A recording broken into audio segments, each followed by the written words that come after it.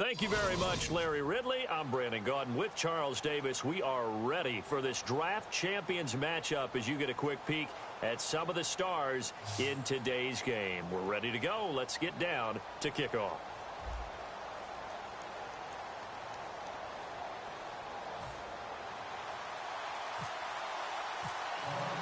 Two teams here amped and ready for football, and off we go in week 2 of draft champions.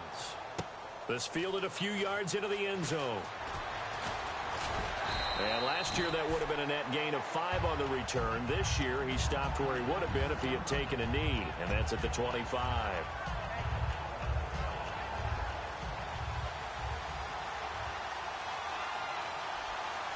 Stewart is the lone setback. They go play action here on first down. And his throw here is incomplete. And the QB steps over the line of scrimmage. That's an illegal forward pass. And that is so rare because at the different positions, you have to know different things. Wide receivers have to know where the first down line is. Quarterbacks almost always know where the line of scrimmage is. Here's Palmer to throw. Forced out to his left. And some space here. It'll be a gain of 11, and that'll make it third down. And him running the football is not something that defenses spend a lot of time preparing for. But this guy has a survival instinct and a knack for knowing when exactly to do it. And no escaping this time as he'll go down. They got him for a sack. Dan Scuda in there to drop him for a 6-yard loss, and that'll lead to a fourth down.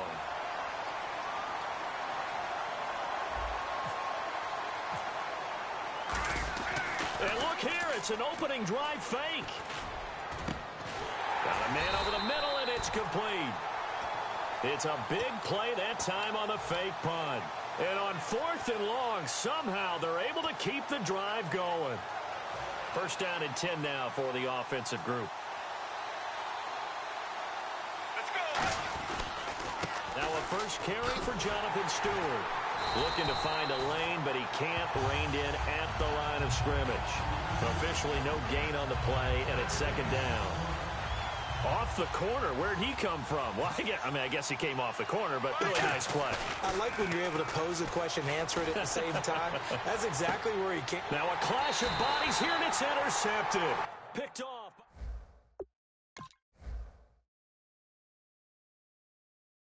Ball back.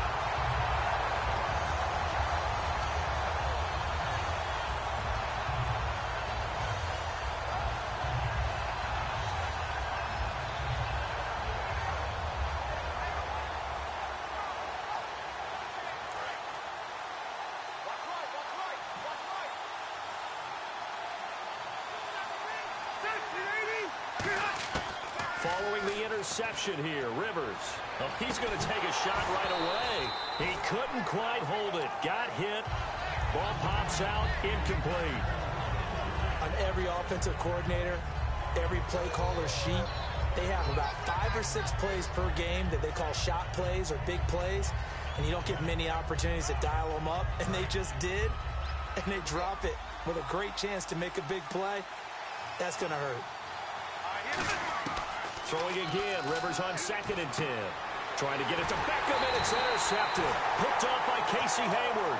And they're going to take over right there at the 22-yard line. Here come the Panthers now, set to take over on offense. And following the interception, we'll see what they can put together on this drive. I can hear my old college coach right now. He always used to tell us before every game, the team making the fewest mistakes will win. What they're hoping is that last mistake is their only one of the game. Coaches, that's all they talk about, turnovers, right? Minimizing those and maximizing opportunities. Seeing that play and understanding just how tough it is to cover tight ends, especially the ones running around the NFL nowadays, makes me glad I didn't make it in that league. I would have had a really difficult time. But now you get to sit up here with me. Yeah, and that's fun, isn't it? And what a really nice game right there on first down for them. Brings up a nice second down for them. Now a play fake here on first down. He's got it for a Panther touchdown. Jason Witten from 3 yards out. And the Panthers are going to take a first quarter lead. So a one-handed grab in the end zone. Nothing much more rewarding than that for a guy catching it. Not at all. And with what we just saw there, that type of a one-handed catch, what's next? Maybe they go up and almost Velcro it with their jersey in the ball. That's about all that's left. That play, simply spectacular. So a one-handed grab in the end zone. Not much more impressive than that. And he's up past the 20 to the 22-yard line. And now the Buccaneers offense gets set to head back onto the field. And following the interception, just any interception, are you a little bit more cautious when you start that next drive, or no, you just throw that out the window? I think you are. I don't think that there's any way you can run back out there and go, totally didn't affect me. Let's just go ahead and be loose with the football again. You're going to take care of it, but you have to be careful about being too cautious because now you can't run any offense at all. Still want to attack. We'll see how they attack him here. And after that completion, you can understand why so many teams in the league are emphasizing speed on defense at every position. The tight ends have created so many tough matchups now. If you can't run with a tight end as a linebacker, this is going to be the result every time. And now whistles and a flag, and I think we got a jump here.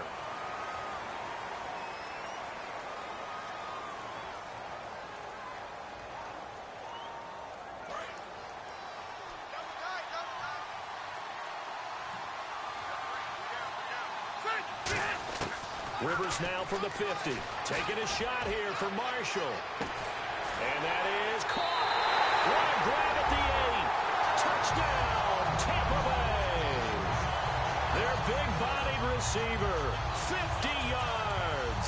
And the Bucs are just an extra point away from grabbing the lead now. Billy Cundiff now to kick the extra point. And he knocks it through.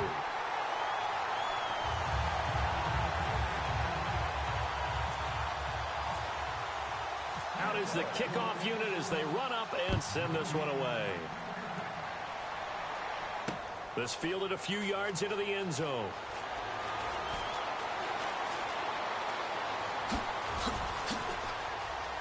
And some room to work. Touchdown, Carolina. Brandon Cooks with a return of 102 yards. And the Panthers are going to jump back in front. That was a special return. And they flip it to the kicker. He looks like he's going to throw it. And unable to connect. They don't get the two-point conversion here. Okay, they went for the fake off of the extra point attempt. It's a long way to go, and they didn't get there. Didn't get it completed successfully. Did someone dare them to do that? Did someone double dog dare them I was to do going to that? ask you, maybe they saw something on film, but do you see something on film with those to try something from the 15 on the PAT? I don't know. The only thing they needed to see on film there was a snap, a hold, and someone kicking the ball through the post. Here comes the Tampa Bay offense now heading back out onto the field. And they're going to need another score. Got one last time, but still down here. When you're playing catch-up, every possession becomes crucial, doesn't it? It's vital. Get back out on the field, punch in the end zone again. They know it's not easy, but what they do have going for them, they did score the last time. They think they've got a good form. And now this is intercepted. My goodness. Picked off by Orlando Scandrick. And his guys are going to get the football at the 23-yard line. Carolina getting set to take the field. And they were able to punch it in the end zone last time. They'll be looking to do that again here for the defense. Obviously, they'll be looking to stop them from punching it back in the end zone. It always is punch-counter-punch, isn't it? And which team has the advantage? Well, let's just go back. Last time on offense, they rolled downfield, got into a good rhythm. You can see a little more bounce in and out of the huddle. You can see the sideline really get into the game. So defensively, you're thinking to yourself, how do we take that away from them? How do we get the advantage back? Let's see what they come up with. I think pressure is always the first way to go. You love pressure. I love it. It's caught inside the 25. Touchdown, Carolina. Odell Beckham, 76 yards. And the Panthers strike quickly here for 6 points. Well, Brandon, if we go back to our meeting with the offensive coordinator, he showed us his script. Didn't show us everything now. He said, here's the script for the game. I think everything's going according to plan in a big way. 3 drives, 3 touchdowns. Yeah, that's about as good. That is as good as you can do, I guess. So, well done. Yeah, well done indeed. Tremendous execution. This fielded a few yards into the end zone. And he'll take it back to about the 19-yard line. And Tampa Bay trots out there now. And last time wasn't pretty. 1 play and an interception. We'll see if they can do better. I want to see if they want to go ahead and throw the ball again now on this drive after what happened on the last one. Throw it on the first play. Give the quarterback some confidence. See what happens. They go back to the air here after the INT. He's going to try and go deep again. And incomplete on the deep ball. Back now with Charles Davis. I'm Brandon Gaudin. It's the Bucs in possession of the football as we begin the second quarter. They've got it 2nd and 10 to start things out.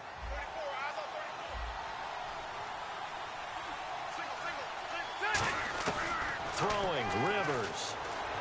Surveying the field. He's going to go up top again. And for the 3rd time here in this half, it's intercepted. A great read, and it's picked off. And his guys are going to get the foot.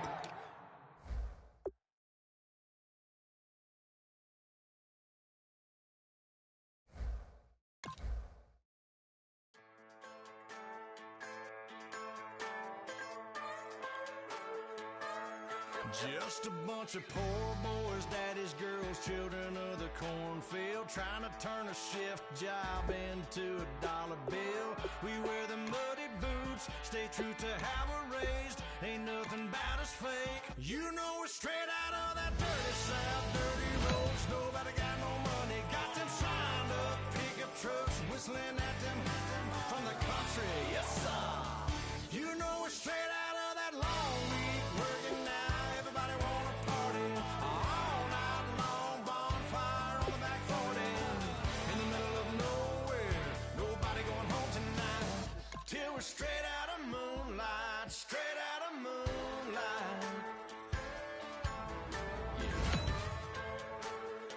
Boy, we've just gotten started here, and already these guys have been handed a really difficult decision to make. Ain't nothing been stuck in the mud. One thing this team's going to need is some leaders, and they've got one right here. In the rain, it's the kind of thing, you know we're straight out of that dirty South. Boy, you talk about a friendly turn of the cards. This is a great round for these guys as they get themselves a dynamic player right here. Oh, this guy's a rare talent and a huge upgrade over what they had before. Everybody wanna party all night long, bonfire on the back 40, in the middle of nowhere, nobody going home tonight. Still some big holes remaining to be filled. Here's where you may have to go after a lower-rated player just to make sure you get where to now. Oh, no question that this guy's going to grade out as a huge impact over what was there before.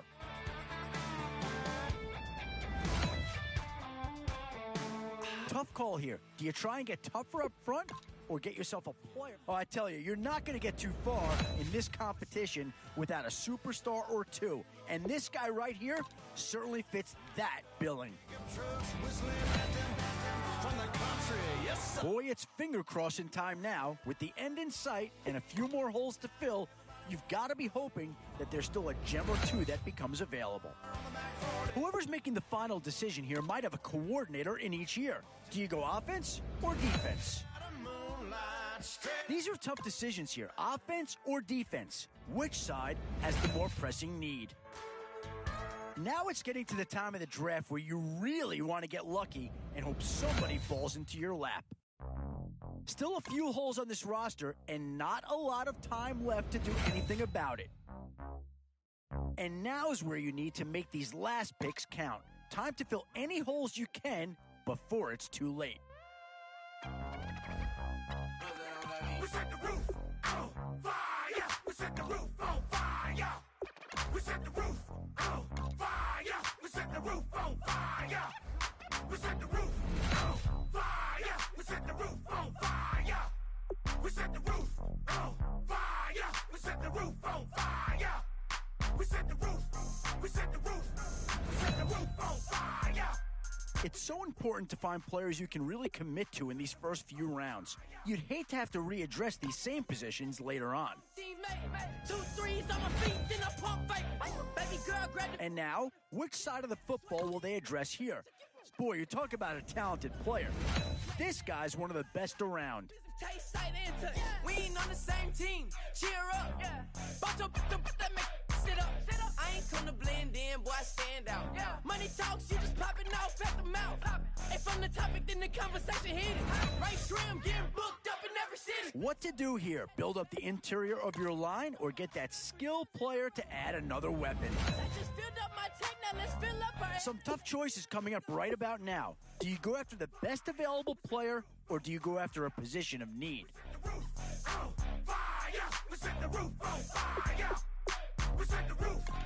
And he'll make everyone around him better. Does this pick fill a big need?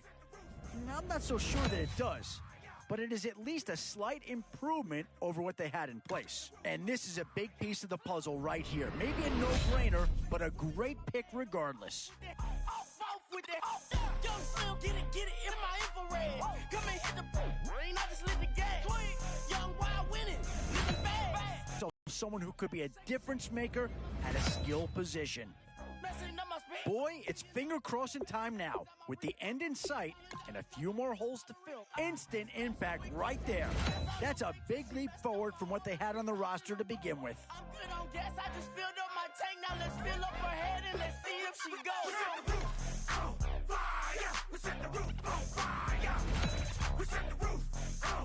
You wouldn't think too many Jaguars would be top choices, but could we even see a second one come off the board here? Always a tough decision, offense or defense. It's all about finding the right back, and there's a pick that'll certainly help. Maybe not an impact signing, but you're not going to hit a home run every round.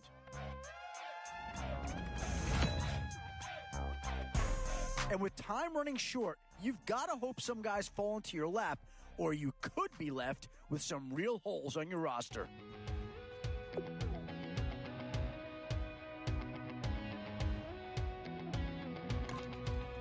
Excellent selection. Just what this team needs to maybe get them over the hump.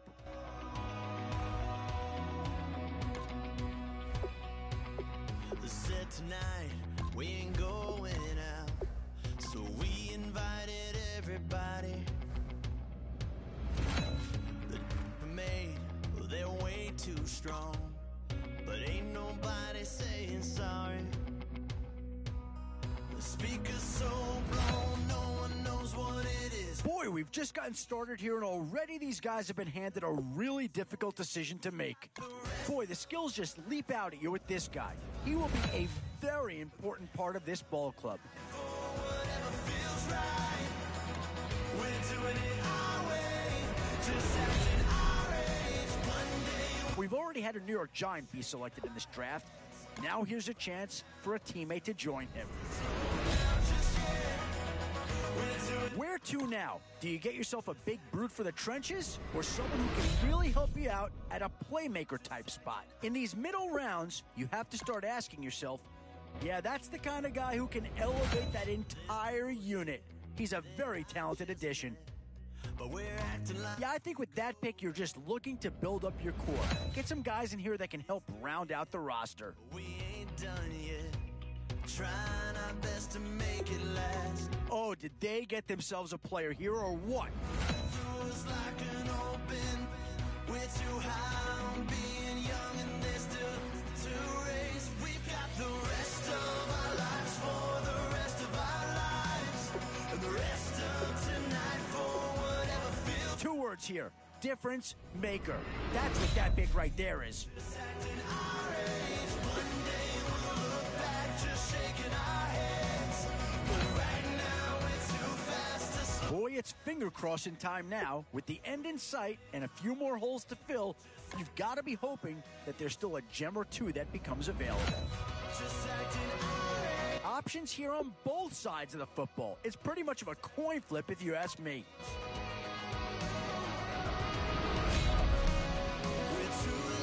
Boy, you can't go wrong with anybody out of this group.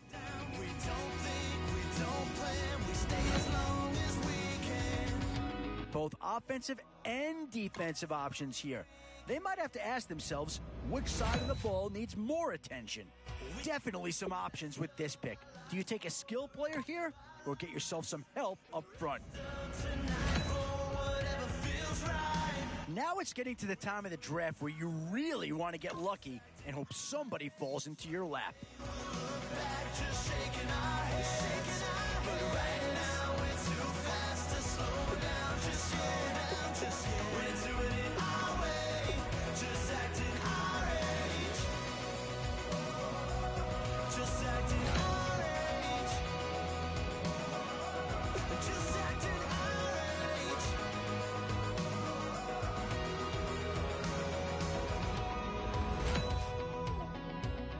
Oh, how about this for a tough decision early on?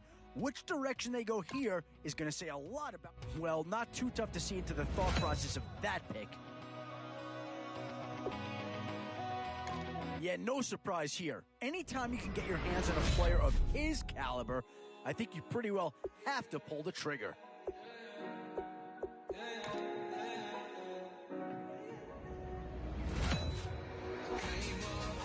Yeah, here's a spot where the fan base would be clamoring for a skill player.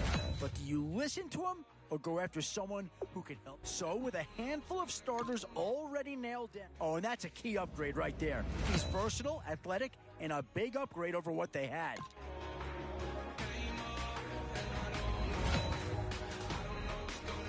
We've seen Dallas represented. Boy, you talk about a friendly turn of the cards. This is a great round for these guys as they get themselves a dynamic player right here. Where to now? Do you get yourself a big brute for the trenches or someone who can really help you out at the playmaking type spot? Still a few holes on this. Oh, no need to worry about this guy. Just plug him right into the starting role and he'll be a massive upgrade.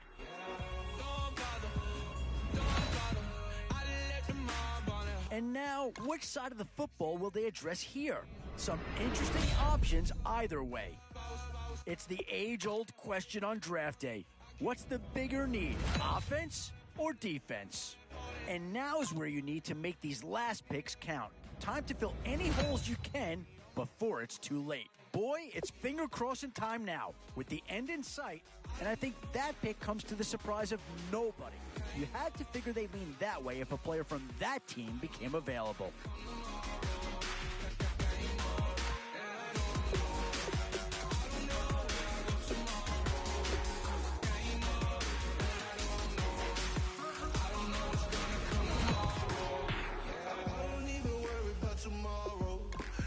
Some money, it might be all okay. I don't know where I'm gonna be tomorrow. Might be counting gold. I'll bet with your. Oh, how about this for a tough choice early on? Yeah, not too much analysis needed here. This is quite a get at this stage of the draft. I've been living carefree, so much in the air, we can barely even breathe. I really worry about things I don't know. You say I'm living wrong, you ain't wrong, man, a long way. So think about it, it ain't nothing.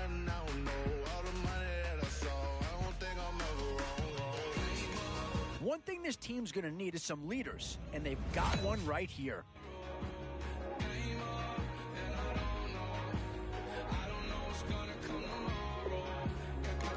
Oh, no need to worry about this guy. Just plug him right into a starting role, and he'll be a massive upgrade.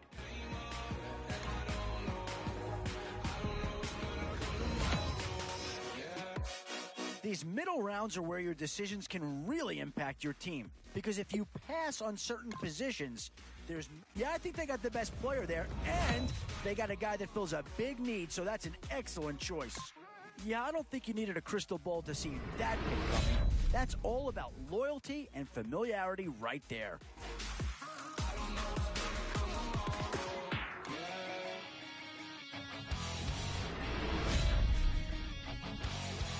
Tough call here. Do you try and get tougher up front? And there's a pick that does fill a hole, but I'm not sure that it's really going to be the one that improves the overall squad a tremendous amount. Change a thing.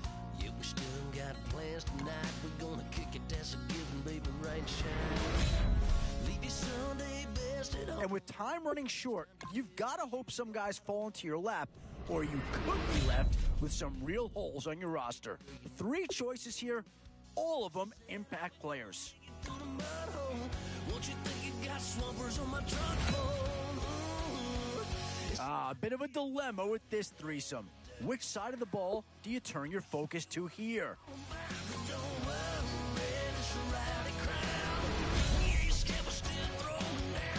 What to do here? Build up the interior of your line or get that skill player to... I'm not sure that this selection is going to provide a huge punch, but he's at least a guy that does have some upside.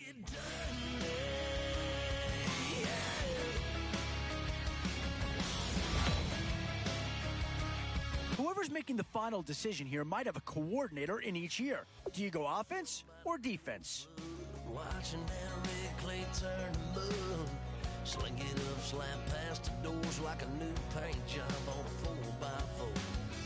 Girl, you're gonna have a good old time. Can't let a little bit of rain change your mind. Let your hair down, kick off in boots.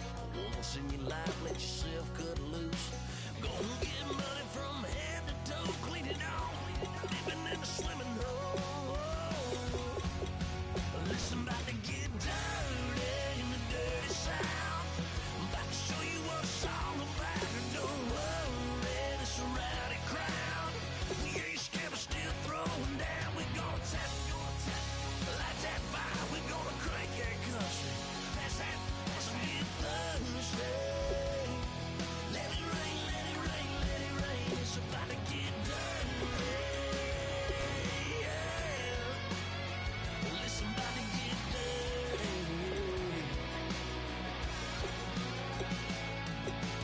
Girl, your whole life's about to change. Baptized in muddy water, let me hear you say. Let it rain, let it rain, let it rain, let it rain. Listen, about to get dirty in the dirty South.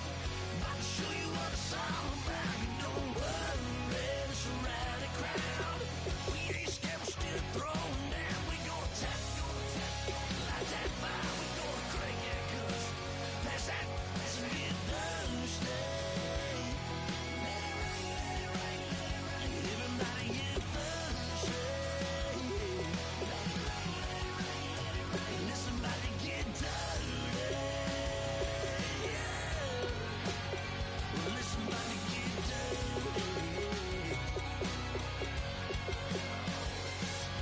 Come on.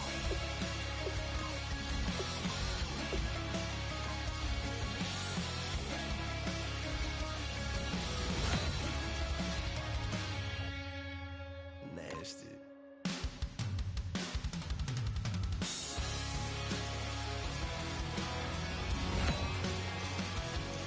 Oh, a tough decision on their hands now. Boy, you talk about a friendly turn of the cards. This is a great round for these guys as they get themselves a dynamic player right here. Oh, I tell you, you're not going to get too far in this competition without a superstar or two. And this guy right here certainly fits that billing. This is a pretty telling pick here. Do you go for a big bruiser up front or get yourself someone who could be a difference maker at a skill position? Still some big holes remaining to be filled. Here's where you may have to go after a lower rated player just to make sure you get coverage in all areas. Where to now? Do you get yourself a big brute for the trenches or someone who can really help you out at a playmaker type spot? Some tough choices coming up right about now. Do you go after the best available player or do you go after a position of need? In these middle rounds, you have to start asking yourself, and that's a pick that'll solve a lot of problems out there. He'll fit in nicely. I'm the opposite, cause I'm the main event and boxing, and it has a time to ticking. I've been out here playing my position, I'm about to get it. Now I know I'm about to block a hit, cause someday, something come on, someone tell me I'm somewhere. Boy, it's finger crossing time now with the end in sight and a few more. Well, not too tough to see into the thought process of that pick.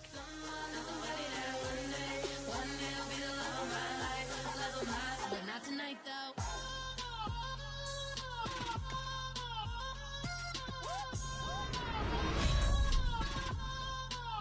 These are tough decisions here, offense or defense. Maybe not a huge upgrade over what they had already, but they're certainly building up some depth there.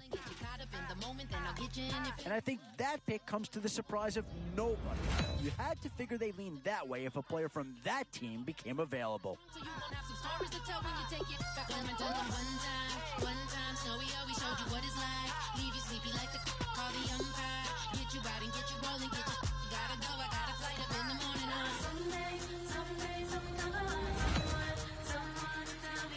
Now it's getting to the time of the draft where you really want to get lucky and hope somebody falls into your lap.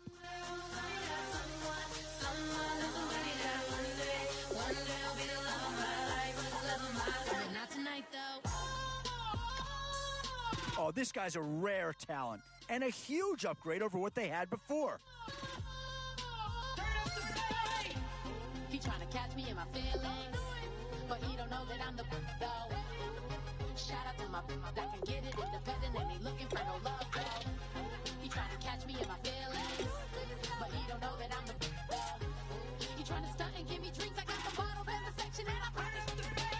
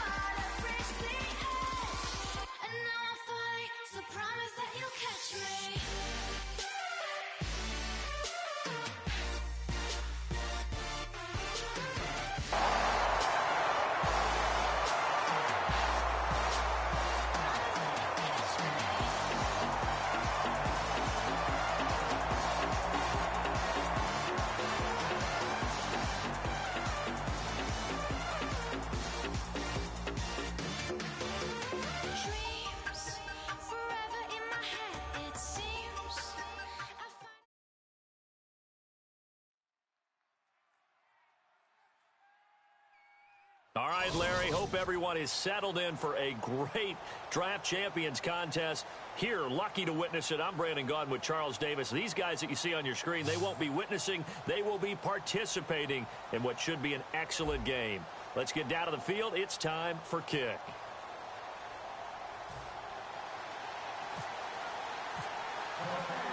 And it's the birth of a new club as we're underway in Draft Champions. This will be taken to the back of the end zone. And no thought to bring this one out. He'll just go down to a knee, and he'll take over at the 25.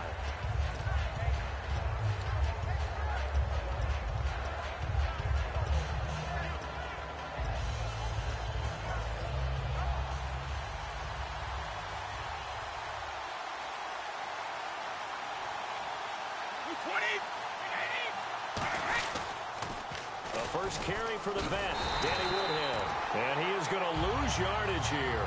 It's a loss of 2 there, bringing out second down. One of the toughest things for an offensive lineman to learn is the ability to get in space and hit people who are moving targets. And linebackers are not easy ones to hit because they know how to move, juke, and make you miss. And that's exactly what he did on that play. A nice play for the defense. Partner, we know today's NFL is really built around the guy throwing the football.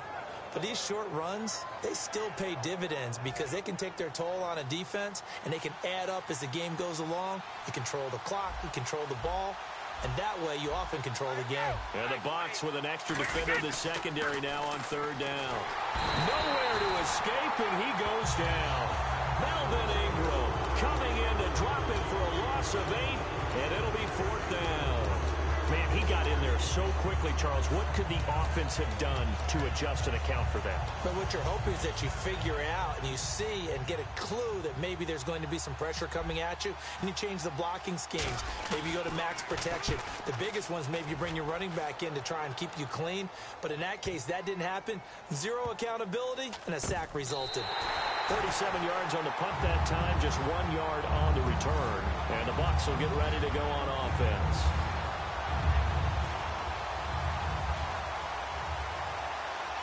Alone to the right is Jones.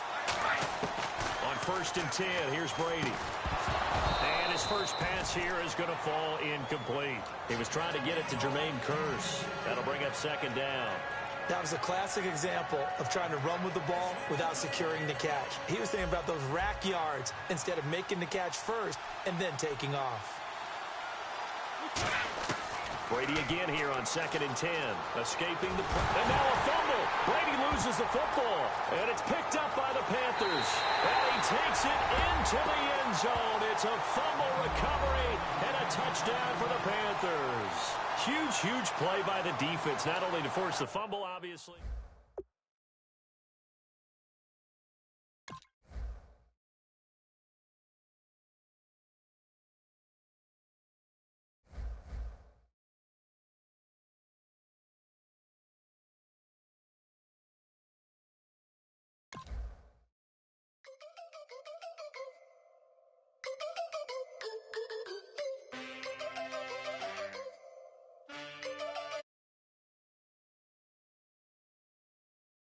Cause there ain't no love at all to be found.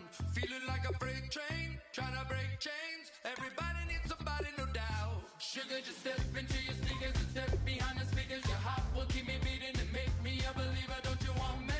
Don't you want me? I need some mercy on my soul right now.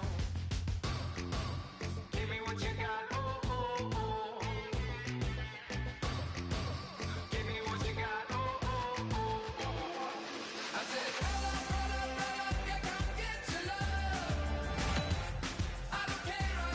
Still a long way to go in this draft, but if you can lock up a few key positions here in the first few picks, it's a great luxury to have. Boy, you talk about a talented player. This guy's one of the best around.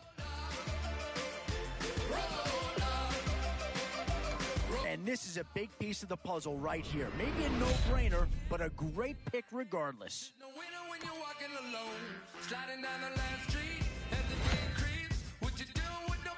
Definitely some options with this pick. Do you take a skill player here or get yourself some help up front? So with a handful of starters already nailed down, you have to ask yourself, do you dare go for depth or do you just try to cover as many areas of the field? Yeah, here's a spot where the fan base would be clamoring for a skill player. But do you listen to him or go after someone who can help you up front? One Seahawk's been taken already. Could there be excellent selection? Just what this team needs to maybe get him over the hump.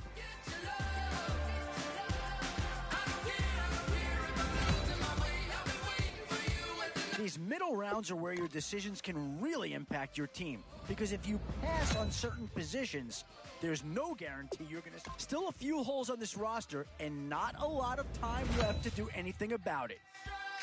And now, which side of the football will they address here? Some interesting options either way. And now's where you need to make these last picks count. Time to fill any holes you can before it's too late. Always a tough decision. Offense. Oh, no question that this guy's going to grade out as a huge impact over what was there before. Yeah, I don't think you needed a crystal ball to see that pick coming. That's all about loyalty and familiarity right there. And this team does have a lot of needs, but this guy is a legitimate star, and he'll make everyone around him better.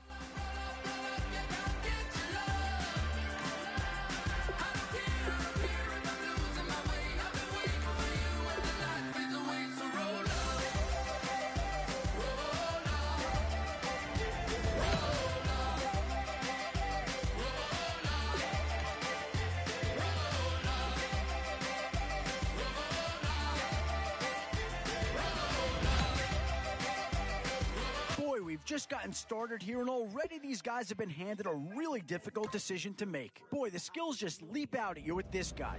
He will be a very important part of this ball club. California, 'cause there's no place like California. California. Oh, did they get themselves a player here or what? Envy all reminds me of California, 'cause there's no place like California. California, hey. New York, Tampa Bay, you might remember, has been represented already. Is there a chance to see a second buck come off the board? Still some big holes remaining to be filled. Here's where you may have to go after a lower-rated player just to make sure you get coverage in all. Where to now? Do you get yourself a big brute for the trenches, or someone who can really help you out at the playmaking type spot? Tough call here. Do you try and get tougher up front, or get yourself a player instant impact right there? That's a big leap forward from what they had on the roster to begin with. Yeah, maybe not the pick that's going to change this team's fortune, but he is an improvement over what they had. Why does everywhere I go just remind me of home? You know that state of go with the bed. Boy, it's finger crossing time now. Yeah, that's the kind of guy who can elevate that entire unit. He's a very talented addition. California, no place like California. Options here on both sides of the football. It's pretty much of a coin flip if you ask me. Reminds me of both offensive and defensive options here. They might have to ask themselves which side of the ball needs more attention. And with time running short, you've got to hope some guys fall into your lap, or you could be left with some real holes on your roster. Boy, it's finger crossing time now, with the end in sight and a few more holes to fill. Yeah, no surprise here. Anytime you can get your hands on a player of his caliber, I think you pretty well have to pull the trigger. California, either state you can get it. I done seen everywhere from Russia to Delaware. Trust me, I'm well aware. Barcelona to Bel Air, Petty to the Detroit. Don't tell him he saw how heavily he balls. Every project, every seashore. And I ain't content trying to see more nomadic. I probably wind up alone. All it takes is a melody to remind me of home. I've been in New York, Texas, yeah, Midwest. It's so important to find players you can really commit to in these first few rounds. You'd hate to have to readdress these same. Boy, you talk about a friendly turn to the cards. This is a great round for these guys as they get themselves a dynamic player. Yeah, not too much analysis needed here. This is quite a get at this stage of the draft. 2 words here: difference maker. That's what that big right there is.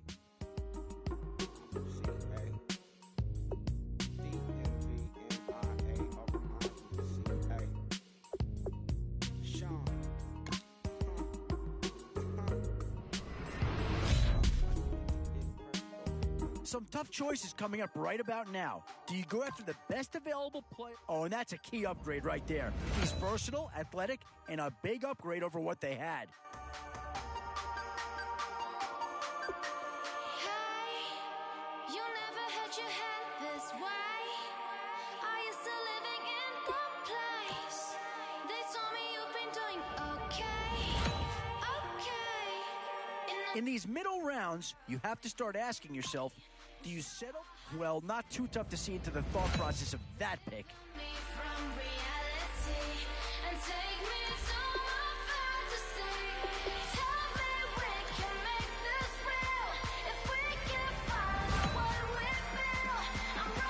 What to do here? Build up the interior of your line or get that skill player to add another weapon?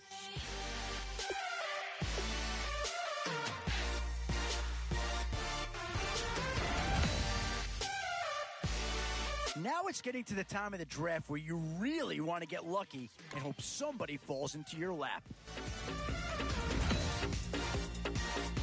And now, which side of the football will they address here? Some interesting options either way.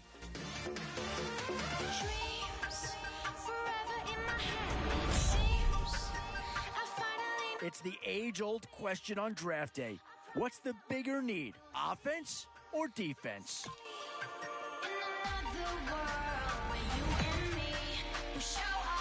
One Seahawk's been taken already. Could there be a second to go here?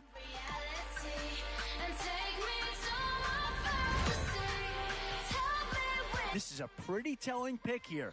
Do you go for a big bruiser up front or get yourself someone who could be a difference maker at a skill position? And now I'm falling, so promise that you'll catch me.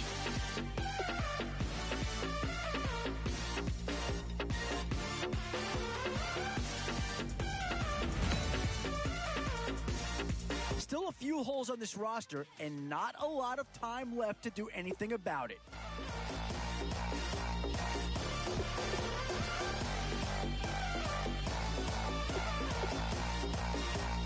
Promise that you'll catch me.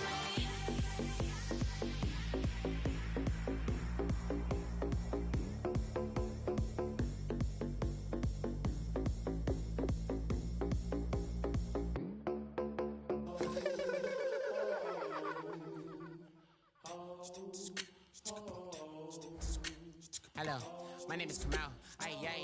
I am from the clouds. I'm a human now, but I used to be a raindrop. Word up, I'm really good at putting words up. I make them levitate and circle with the birds. I don't need to force it, I let it occur. Whatever occurs, thank you. Feel like I was touched by an angel. Once again, a whole nother angle. I got a lot of holes in my angle. I got a lot of love and a whole lot of ignorance, and that's a good thing if you want to relate. I'm just trying to relate. I'm just trying to relate. I'm just trying to relate. I'm just trying to relate.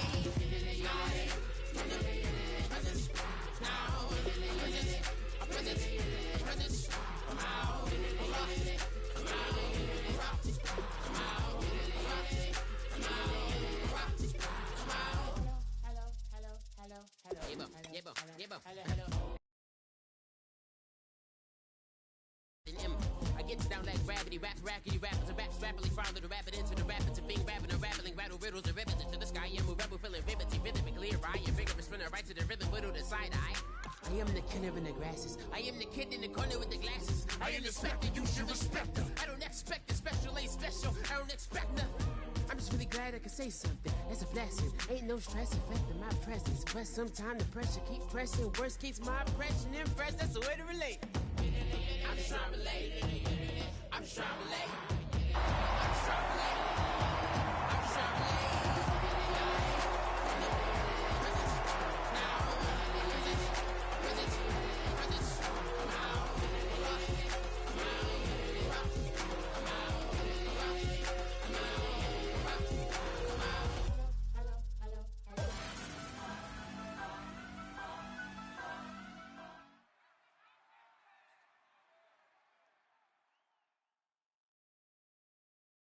Thank you, Larry. Brandon Gaudin, along with Charles Davis here in the booth. We are set for a spectacular draft champions matchup and some spectacular talent on your screen right now. Let's not waste any more time. Let's get down to the field for kickoff.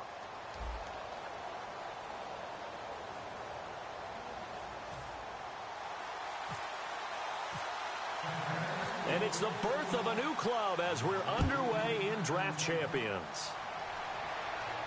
This is fielded a couple yards deep. And he probably should have stayed in the end zone as he'll muster a return up to only the 14-yard line. Well, conventional football 101, tells us if you don't get it back to the 20-yard line on a kickoff return, that's a disappointment. But some of these teams, special teams coaches, with approval by the head coach, they give them full authority to go ahead and bring it out and try to be aggressive. Almost what we call the green light, red light theory. Green light means go, red light means stop. Looks like he had green on that play. They go play action here on first down. And this is going to be caught along the sideline. Nicely done, but right at the line of scrimmage. Love the effort. Love the dramatics. Getting the feet down. How about a little step shuffle along the sideline there? Almost like a great ballet dancer or a tap dancer. All for no gain, though? I was going to say, it's so pretty, and it gets you nothing. Is this intercepted? It is. It's intercepted. Picked off here by Jimmy Smith. And they are going to set up shop at the 40-yard line. That could be a downside of putting together a team in draft champions week one. It's early. You might have some of these mistakes. You're exactly right, because it does take time to build chemistry, trust, right? Understanding where guys are going to be. And I think that's what led to the interception. They just don't know each other well enough yet. That should build up as the season goes on. And he'll push this forward only to about the 42-yard line. Give him a couple on the carry there. 2nd and 8. That's a good play by the guys on the defensive side of the ball. Held them to a gain of 2. And that changes the playbook a little bit now for the guy calling plays. 2nd and 8. Now he's got to probably think about going to the air instead of maybe staying with the ground game.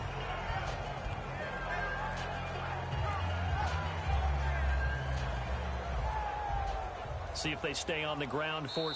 And with a play clock about to expire, Mike McCarthy's going to take a timeout.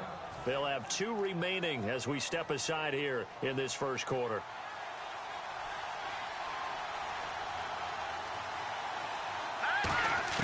Elway to throw on second. Going up top. And he's unable to grab it. Thought he might have had position, couldn't hold on, 3rd down. And when all else fails as a defender, when you're not there in the coverage, your best friend is exactly what we saw there. A big play shot taken by the offense. Unfortunately, it ended in a big drop. He's going to take another shot here. So they took a shot there on 3rd down, couldn't get it. Now it's 4th. What I loved about meeting with these coaches before the game is we didn't even have to ask any questions. They told us that they were going to be aggressive and push the ball downfield. They weren't successful on that play, but look for them to try it again later.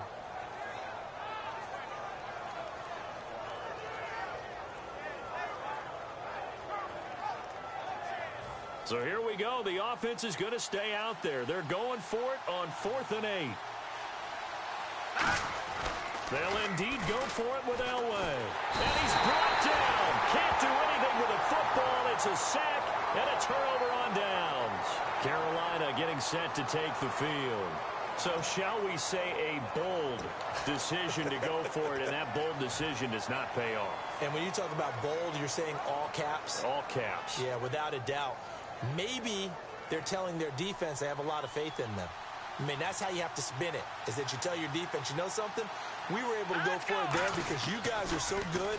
I'm not worried about things. That's the only explanation I can come up with in this situation. Well, he better get ready to spin it for that post-game presser because you know he's going to be out. He's going to have to spin it for his own locker room, frankly. When teams take shots at the end zone, you've got to defend it the same way you would defend the first down sticks. You defend the goal line exactly the same way. They can't cross that. You play through the receivers, and on that play, that's exactly what they did and batted it away. They come out here in the eye. To throw is Cousins. Oh, he'll want that one back. Incomplete. He doesn't drop too many in that department. 3rd down. We know it's not an easy job to go out and catch passes when people are trying to tackle you and knock the ball away. But the bottom line is, that's a pass he's got to have and a pass he should have caught. So still a full 10 yards to go here for the offense on 3rd down.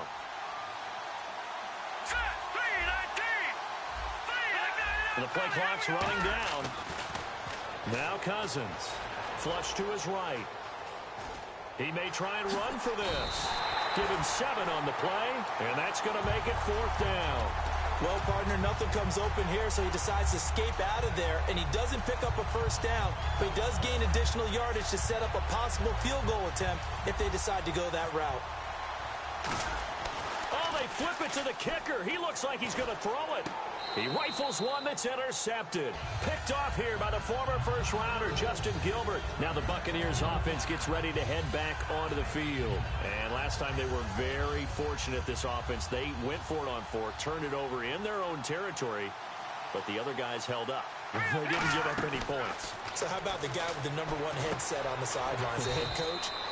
That was planned going into it, not necessarily to not get the first down or to have the defense have to hold But he up. trusted his defense. Trusted his defense very much, and I think that's how he's going to play this game. Go for it, be aggressive, because I've got the Wild Bunch backing me up over here on my own side. Now we'll see what his offense can do. 23 yards on the play. An ex-teammate used to tell me all the time, I hate experienced quarterbacks because no matter what, you really can't hide what you're doing. And I think that right there, he knew right away where the blitz was coming from, where his primary guy was going to be, and he ended up going to a secondary target for a nice game. I was just going to ask you, that wasn't the primary target.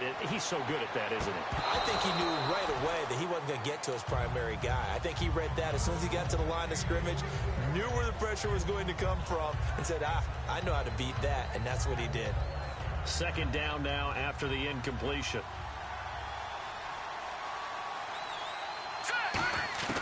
2nd and 10. Elway again. Trying to get it to Wheaton, and it's intercepted. Picked off by the linebacker, Brian Cushing. And the return will be stopped at the 34-yard line. Here are the Panthers now as their offense comes back out onto the field.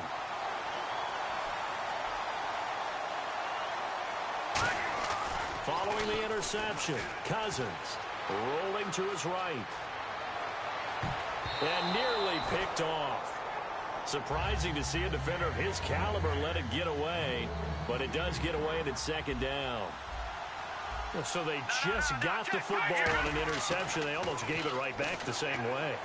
And you know, when you look over to the bench after that type of a play, number one, now the hit comes, and Cousins lost the football. And it's picked up by the Buccaneers. And they'll start out with great field position at the 47-yard line in enemy territory. So out come the Bucs now. Looked like they had something going last drive. Then the interception happened. Will they recover? The memory they need to keep with them is that they did have something going. They were moving the ball on offense, had a nice sequence going. Don't worry about the other part. You can't get that back. Let's go back to what you were doing well before. I thought you were going to say they need to have no memory, but remember the good part, forget the bad. I like that even better. Jarvis Landry, the intended receiver, and now it's 2nd down.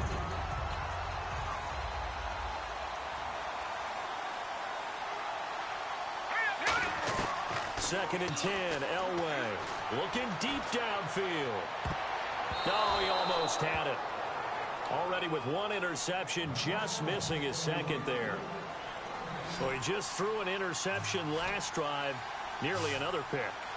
And things aren't very even right now, are they? It's a little bit sloppy out there, isn't it? It's kind of different driving on those. And this is caught inside the 5. And he's into the end zone. Touchdown, Buccaneers. Jarvis Landry, 46 yards. And the Bucs have taken a first-quarter lead. And that one gives the Bucs a 7-0 lead.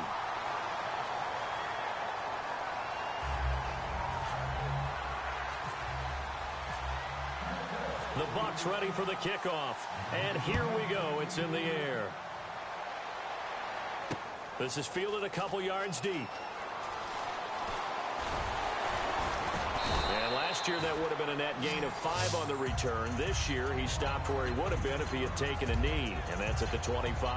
Carolina getting set to take the field. And last time not only the turnover, but that turned into 6 points. They got to make up for that here. We always hear about it. And now this is intercepted. My goodness. Picked off here by Jimmy Smith. And his guys are going to get the football at their own 47-yard line.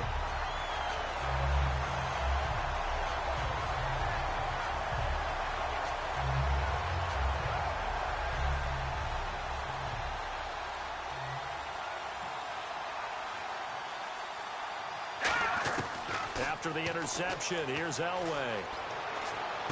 To the right side, and he's got Landry complete.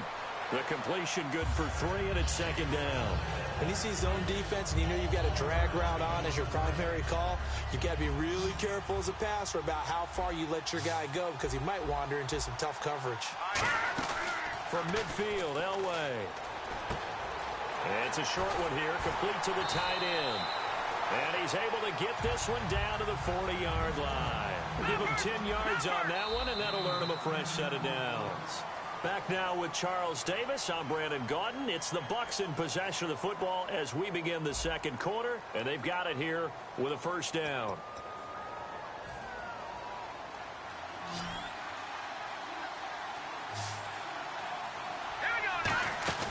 Now a play fake here on first down. He'll buy some time right.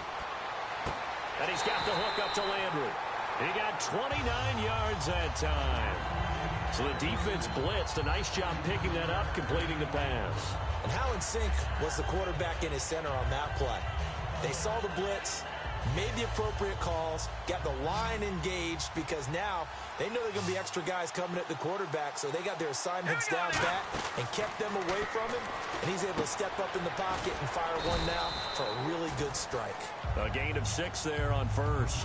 And when you're playing a quarterback with some experience and some moxie, you enter the danger zone when you decide to blitz him, because if he's able to diagnose as he did on that play, he can hurt you downfield. He reads defenses so well, doesn't he? He really does, and the best part about that play for him, I don't think that was his primary target. I don't think so either. I think he had the read, figured out where the blitz was coming from, and went to a secondary target for a really nice gain. This will be caught just inside the 10. And he's into the end zone for a Tampa Bay touchdown. Jay Ajayi, a 5-yard touchdown. And the Bucs are going to add on to their lead. And it's good to make it 14-0.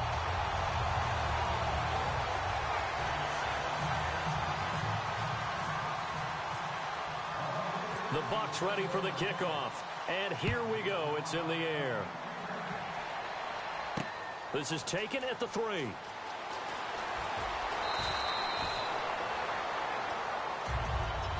Here's the Carolina offense as they get ready to take over here.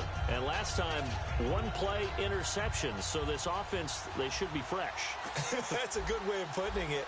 And I can't wait to see what they decide to do with play calling, because a one-play drive where you throw an interception, a lot of people think the very next time out, run the football, don't give him a chance. Maybe play action? I think maybe you go play action, show your quarterback, you get a little confidence in him, and let him fling another one. Okay, he's not going to get the first down, but this is still a nice job of buying some time and then running to get to the sideline and get out of bounds and avoid the big hit. Here's Cousins, dancing to his left.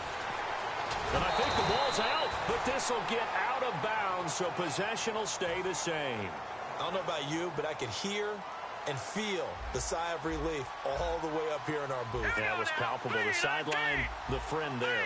No doubt about it. Ball goes over the sideline, able to retain possession, no turnover. I know his coaches are screaming, just hang on to the ball, man.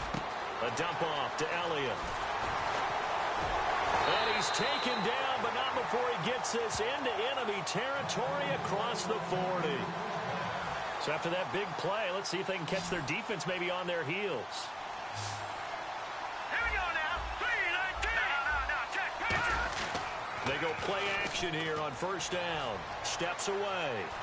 Drops it underneath to Elliott. And he gets this one all the way down inside the 20-yard line. A good pickup there of 20 yards. On any given pass play, you never know exactly where your exit points are going to be. On this play, this front. And he'll take this into the end zone. Touchdown, Carolina. Larry Fitzgerald from 17 yards out. And the Panthers are able to get this back within a touchdown. All right, now look at 56. Look at 56. All right, now look at 56. Look at 56.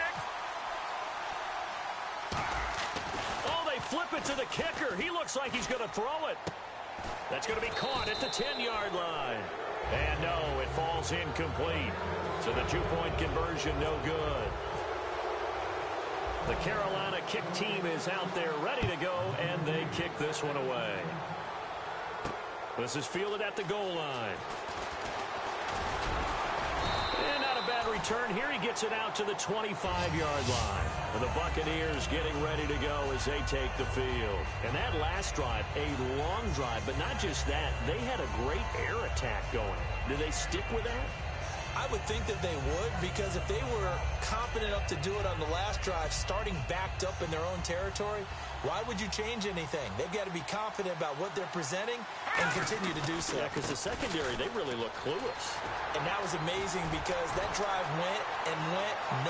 Jay Ajayi's going to go. Touchdown, Tampa Bay. Jay Ajayi with his second touchdown here in this first half. And the Bucs get the quick strike touchdown. And with his speed, if he just finds the slightest crease, he can take it the distance like he did there. How about the leverage up front? Offensive line out-leveraging the defensive front to create that space, that crease that he was looking for. And once he hits open field, he's going to be very difficult to catch and corral. The Bucs ready for the kickoff. And here we go. It's in the air. This is fielded a couple yards deep. And he'll wind up getting an extra couple yards here for his trouble as he'll bring this one out to the 27. And the Panthers coming out now. And they're hoping to capture some of that magic they had last time out when they were able to put together a scoring drive. But they're still down here, Charles. Not the major concern, though, because of what you talked about. They scored the last time out. They feel good about themselves. They feel like their game plan is now in effect. They know how to attack and what plays they want to put together. But they've got to keep it moving in the right direction because, as you did note, they are down on the scoreboard.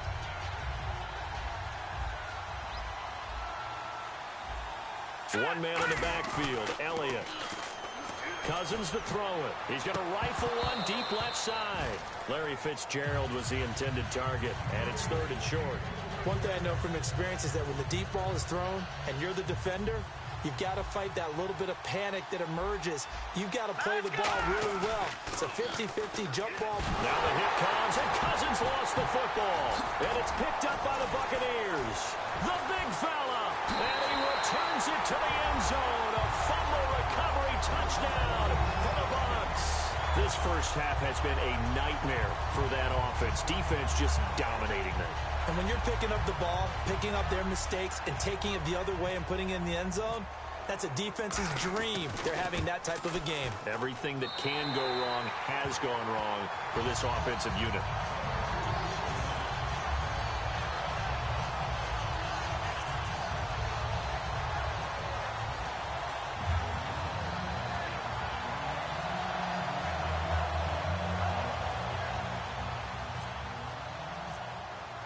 And you can bet they're preaching 2 hands on the ball here as the kick's away following that fumble return.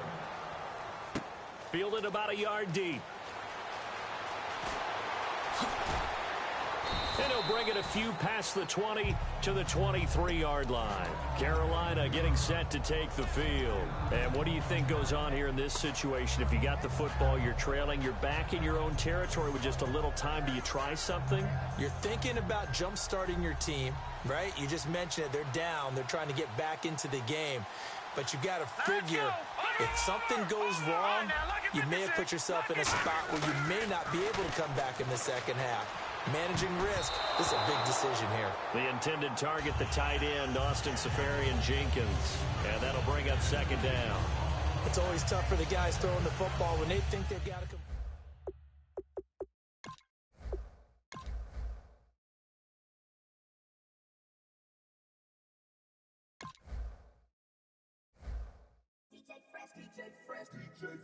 Now I've been in New York, Texas, Midwest, and it all reminds me of California, cause there's no place like California.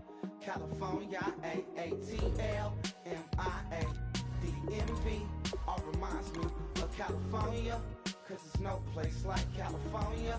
California, New York, Texas, Midwest, and it all reminds me of California, cause there's no place like California. California, Boy, we've just gotten started here, and already these guys have been handled. One thing this team's going to need is some leaders, and they've got one right here. Boy, you talk about a friendly turn of the cards. This is a great round for these guys as they get themselves a dynamic player right here. Does this pick fill a big need? I'm not so sure that it does, but it is at least a slight improvement over what they had in place.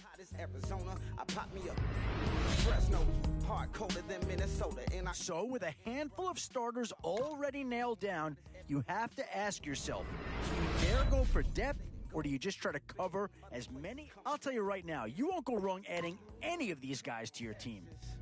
Midwest, and it all reminds me of California. Where to now? Do you get yourself a big brute for the trenches, or someone who can really help you out at a playmaker type spot?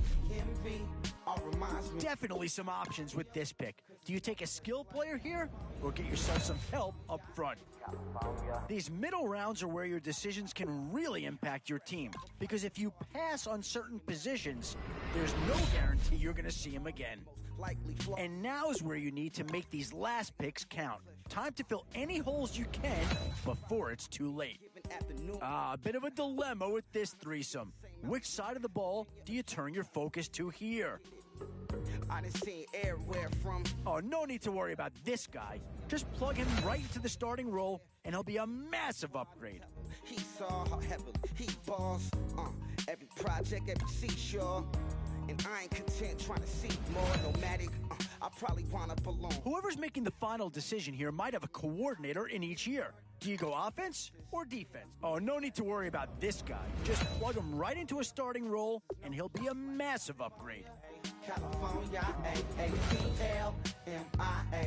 Boy, it's finger crossing time now. With the end in sight and a few more holes to fill, you've got to be hoping that there's still... California, no place like California. C-A all day. C-A.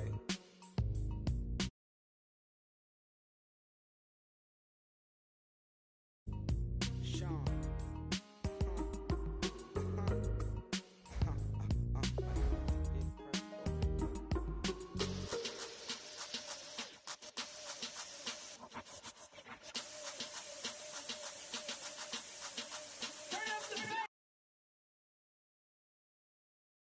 Show me what you like.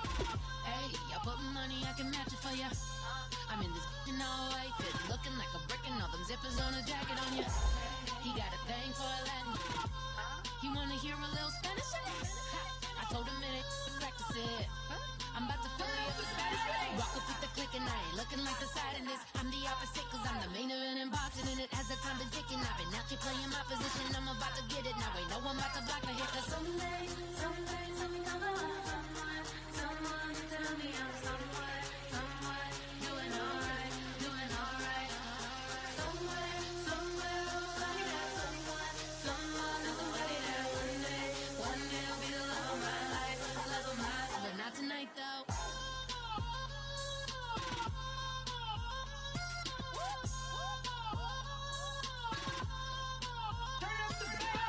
Hey, I'm only here for a minute.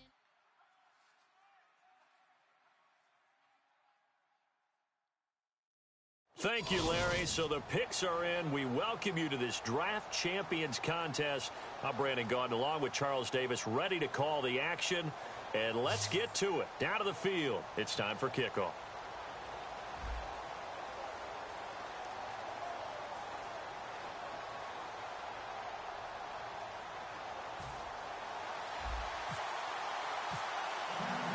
And it's the birth of a new club as we're underway in Draft Champions.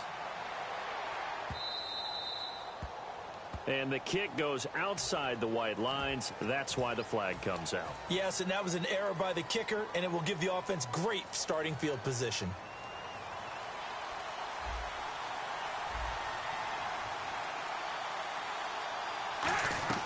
They'll run it now out of the gun. And he will be brought down at about the 43 that time. A gain of 3, second down. We always like to talk about defense in terms of levels. First level defensive line, second level linebackers, third level defensive backs. On that run, that was what we call a first level run, and it was stopped by a second level player. All right, here we go. And the play goes nowhere. Losing yardage back near the 40 at the 39. So he loses 3 yards there. Now, because he was allowed to, I think, run free on it and make that play.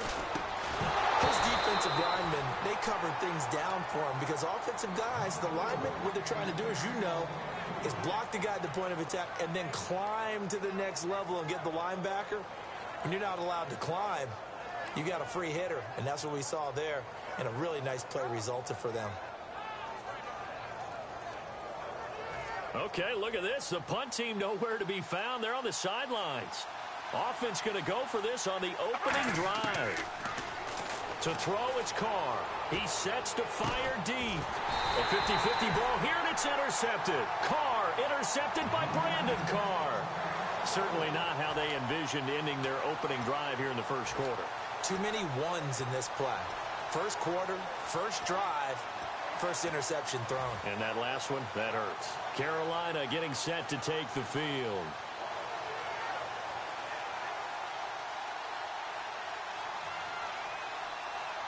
They come out here in the eye. They'll run with a backup. This is Williams.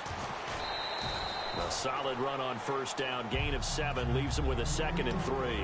I know the toss play begins with the guy taking the snap and turning around and tossing it to the runner. But where the real intrigue is, can they seal the edge? Whether it's an offensive tackle or a tight end in the direction they want to run the football. If they do that, that's the result that you get, that type of a gain. If they don't, oftentimes it's not a very successful play. Keenan Allen, the intended receiver, and it's 3rd and short. Well, they went for the big play there, but that drop could really hurt their momentum.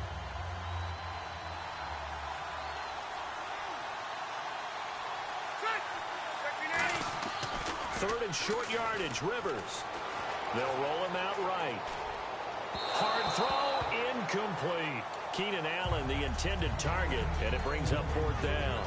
They tried to make something happen, but that one came up incomplete and really wasn't a good-looking throw. Yeah, maybe even go as far as to call that a little ill-advised. Yeah, I would say so. I think that's the right phrase for it. Definitely ill-advised. Just wonder about his mechanics right now, you know, and that's the tough part. You do so much stuff in practice to make it repetitive, but it has to repeat under pressure, whether it's pressure from the defense or just the pressure of playing the game. And good hustle here as this is going to be blown dead right at the 9-yard line. And Tampa Bay trots out there now. And tough starting field position here.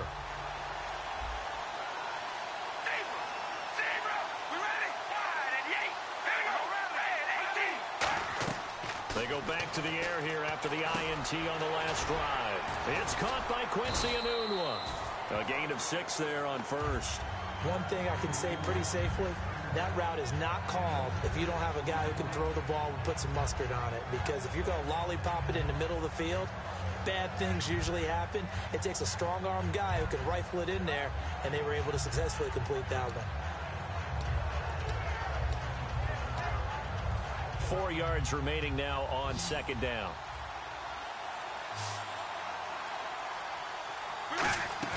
Carr gonna throw. Oh, he'll want that one back. Incomplete. He doesn't drop too many in that department. 3rd down.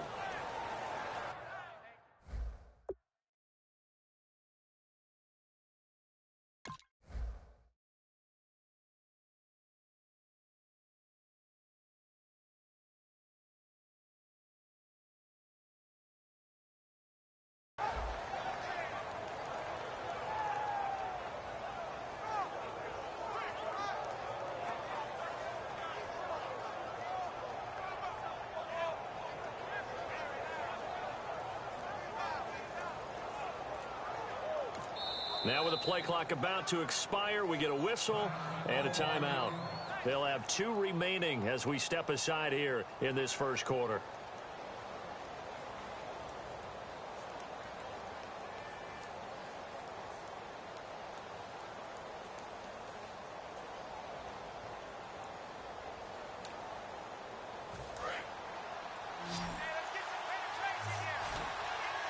And the Panthers bring in their nickel set as they try to defend here on 3rd down. 5 defensive backs.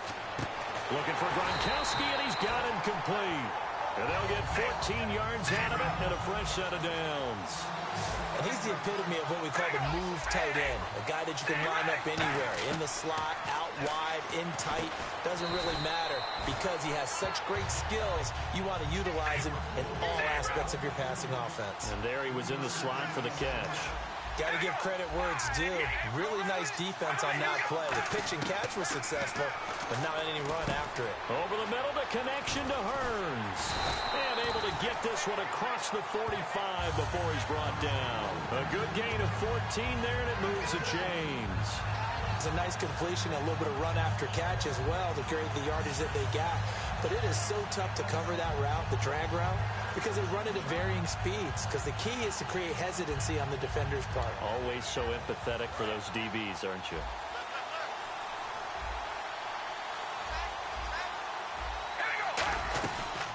Now it's the Boise State alum, Jay Ajayi. He'll get 3 up to midfield. Credit the tackle to Kurt Coleman. Not a run that you're going to write home about, but still a good first down run. That's what an offense calls staying on schedule. 3 to 4 yards on first down, you're set up very well for the rest of the drive. He was trying to get it to Steve Smith that time, and it'll bring up third down. He's not exactly had a banner start to this game. We're still in the first quarter. He's already thrown an interception, and that should have been the second one. Now it's Ajayi. And that play will go nowhere. Losing yardage back near midfield at the 49. So they're going to come to the line here, and it appears trying to go for it on fourth. Here's Carr to throw.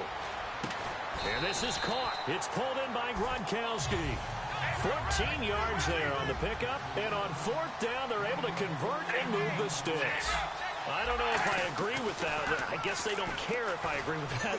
But, boy, you have to be surprised by that, right? I definitely was surprised that they decided to go for it in this situation. But they must have either felt like they either had a great play call on or they're trying to show extreme confidence. Well, just play after play after play on this long drive for the offense.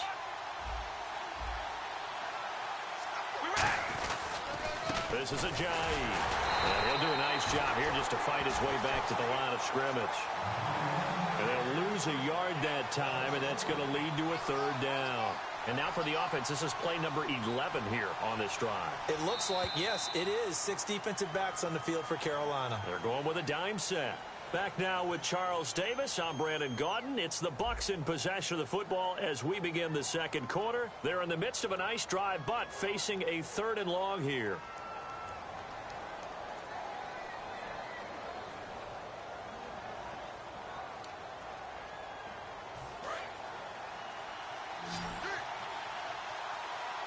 Third and 11. And some extra depth to the secondary here. They're in the dime. Carr. And this is going to be incomplete. Looking for his all-pro tight end, Rob Gronkowski. And it's fourth down.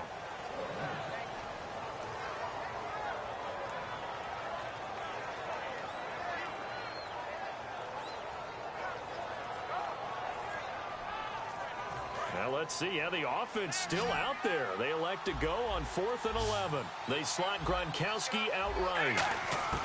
Carr to throw for it on 4th down. And Gronkowski's got it, complete over the middle.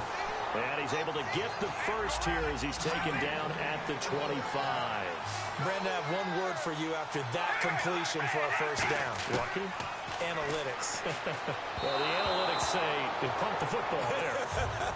So we're changing to analytics as we go, right? What a big-time play for them, and really took a big-time chance. Yeah, big-time first-half chance. Carr will try it again on second down. Looking middle, it's caught by Gronkowski. 12 yards there as they move the chains. A really long drive here, and it goes on and on. And now the passing game here in the second quarter starting to heat up a little bit. Don't you feel the rhythm starting to happen, right? You see it. Now the confidence is starting to rise. I think now as a play caller, because that has happened, you lean on it a little bit more. You don't go totally away from running the football, but you do say, guess what? We can throw it. We can throw it well with a whole lot of confidence. And incomplete there. A nice hit. Jars the ball free and brings up third down.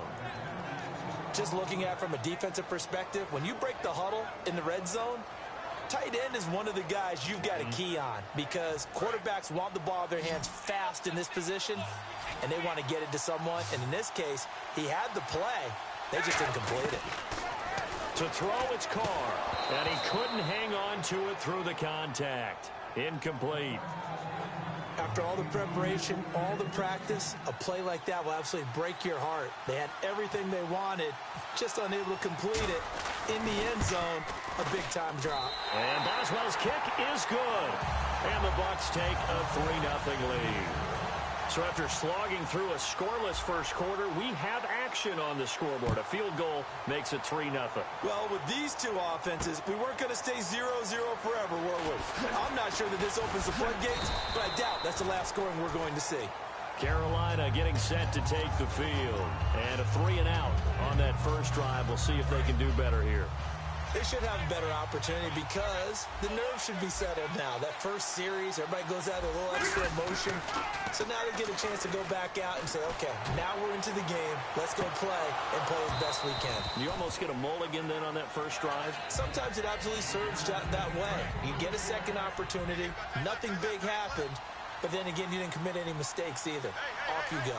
One receiver left, that's Allen. Here's Rivers, out to his left.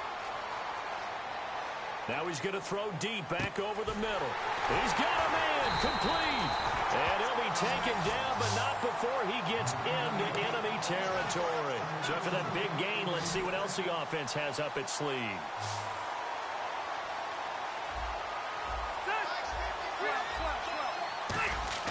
Now a play fake here on first down. Rolling to his left. Throw left side to the tight end, Walford. And he gets this one all the way down inside the 15, just shy of the 10. In the red zone this time. 2 minutes remain here in the first half. We'll come back to San Diego after this timeout. They come out here in the I. They go play action here on first down. That's complete right around the 8. And he'll be brought down here at the 3-yard line. Give him 9 there on the first down completion. And quickly they get to the line. So much goes into a successful play, doesn't it? How about that play action there? Freezing the defense just enough to bring the tight end free downfield for the completion. It's a 3-yard pickup, and that sets up a 1st and goal. Well, that was a unit that understood exactly where the first down marker was, handed it to their guy who could run it, created some space, and he got there.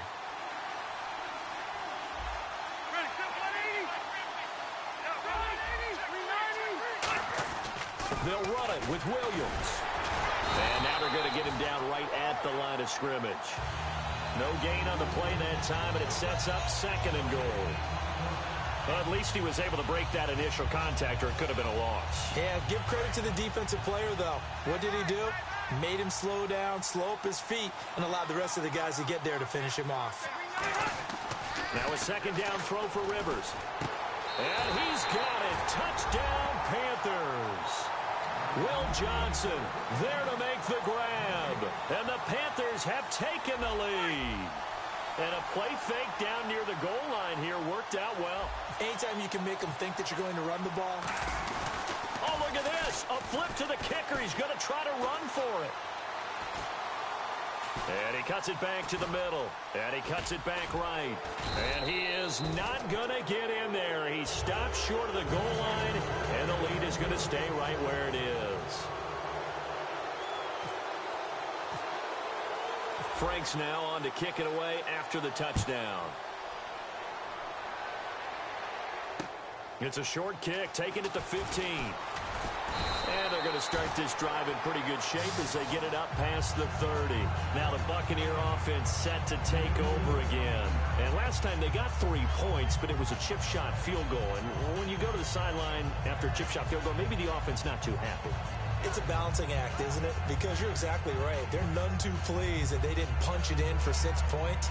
But they also have to remember they did put points on the board. 3 points is 3 points. And in this league, you take points when you can get them. Not easily done.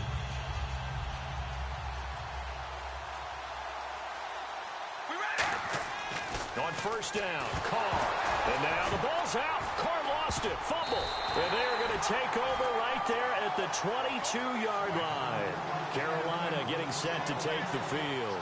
And they will simply, Charles, be looking to duplicate what they did last drive when they were able to push it in for 6. And they hope it'll be that easy, right? To be able to take exactly what happened before, replicate it. They may have to make a few additional changes along the way because I'm sure the defense will make some adjustments, but they've got to have great confidence having scored the last time out. Rivers now after the fumble recovery. He's going to leave this for his running back. It's complete. And he'll be brought down inside the 20 at the 19. It's a 4-yard pickup, and that'll make it a 2nd down. And at his size, he's a smaller back. You can get him to football. He can kind of get lost, make someone miss. It's good for him. Yeah, it's great for him. I like what you said there. Sometimes he gets lost in the traffic a little bit, but get him out in the open field into some space. That plays to his strengths the best and keeps him out of it where all the big boys are, you know, make someone miss in the open field. They haven't made much of this great starting field position they had. Here's 3rd and 6. Rivers now, buying time to his left, and that one will fall incomplete. Clock here now just under 30 seconds to go in this first half.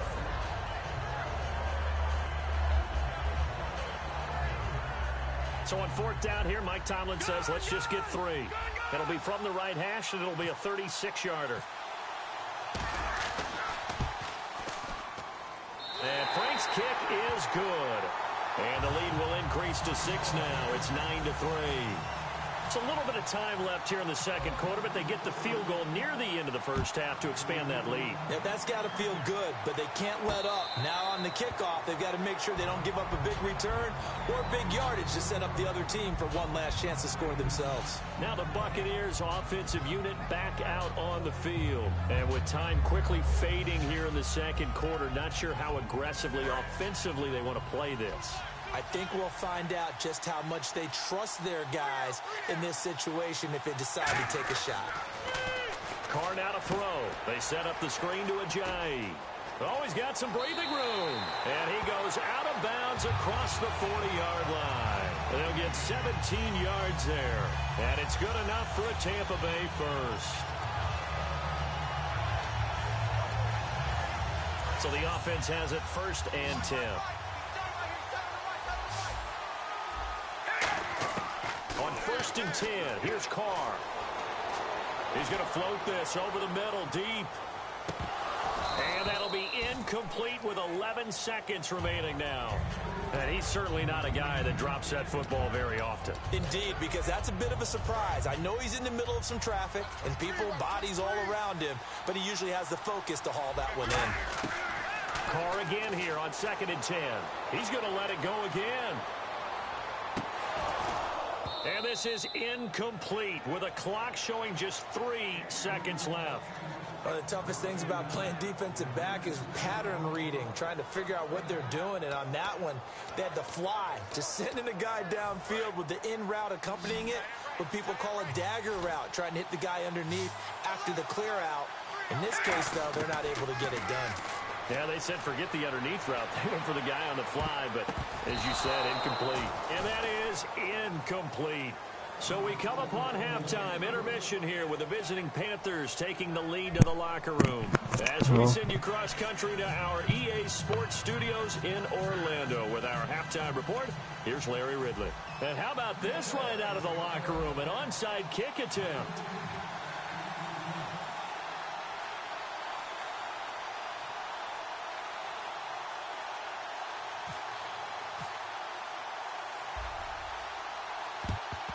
And it looks like the Panthers hands team does its job. A very interesting call and one that backfires. I know they're losing, Charles, but boy, to start the second half with the onside kick, risky. Felt like a sense of urgency from their side, coupled with, you and I both know the special teams coordinators. They sell their key plays each and every week to the head coach, don't they? And I guarantee he's been selling this one. We can get it. Trying to force it to Allen, and it's intercepted. Picked off by Tavon Wilson. And the return here will go to the 31-yard line. Now we take a glance at the offense as they work their way back out for their first possession of the second half. They trail offense, first time to touch the ball in quarter 3, and we'll see what they can do. And I can't wait to see what they have planned. Because some teams script to start a half. Other teams just go, okay, these are the sequence of plays we want to run. These things worked well for us.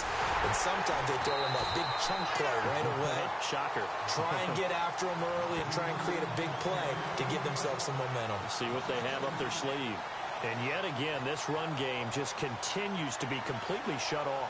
Completely stymied. I mean, they're trying to get some consistency, trying to find places to roam.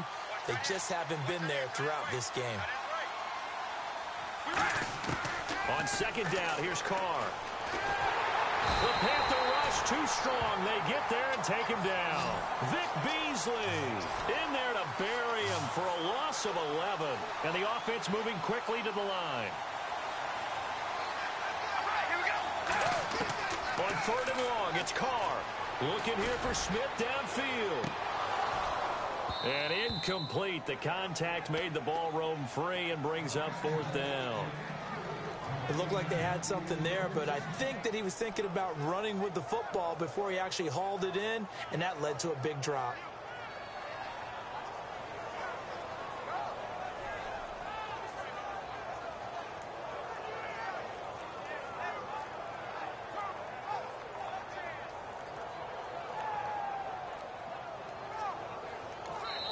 very little time left on the play clock. Pete Carroll's going to call timeout. It's just their first, so 2 remaining as they burn one here in this third quarter.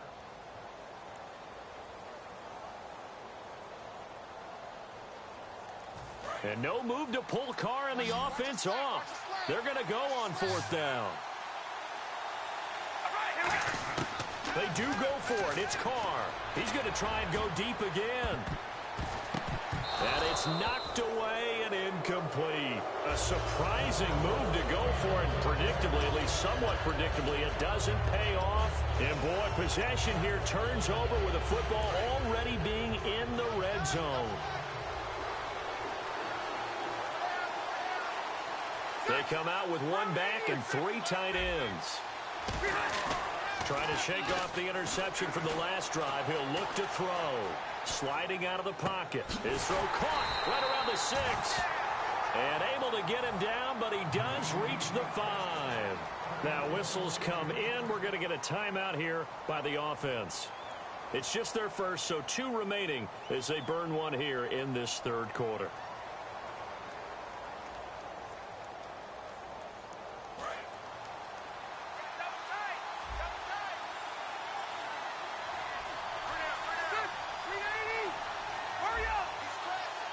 First down and goal. The offense knocking on the door.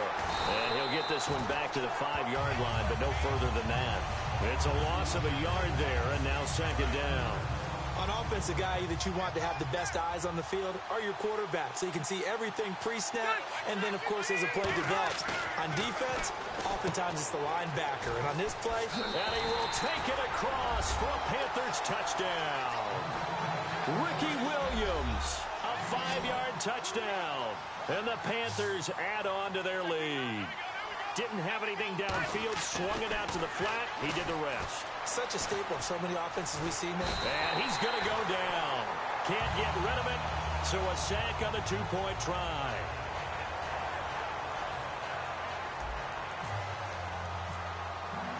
Franks now on to kick it away after the touchdown. This is fielded a couple yards deep.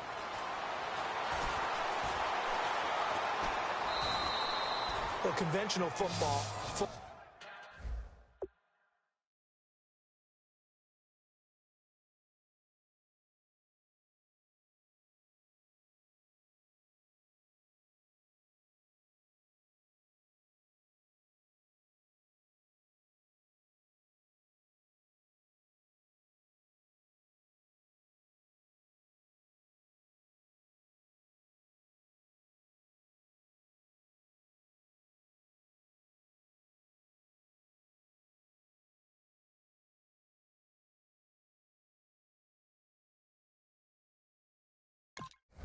Ball 101 tells us if you don't get it back to the 20-yard line on a kickoff return, that's a disappointment. But some of these teams, special teams coaches, with approval by the head coach, they give them full authority to go ahead and bring it out and try to be aggressive. Almost what we call the green light, red light theory. Green light means go, red light means stop. Looks like he had green on that play. They'll start out on the ground with a jive. Give him 17 yards that time as that'll move the chains. Whenever we meet with coaches and they always talk about wanting to establish running the football, it's oftentimes with a good tight end who can control the line of scrimmage and the point of attack, and they're becoming harder to find because the colleges are giving us a whole lot of receiving tight ends, former wide receivers who can run, not necessarily block very well. In this case, though, we saw 2 tight ends on the field, both of them with the ability to block, and he ran the ball successfully behind that power set. So it'll be first down here after the run. They run again with a jive. And he's going to be met at the line of scrimmage and taken down. Just a yard on the first down carry, so it's 2nd and 9. And they're going to hurry back to the line now.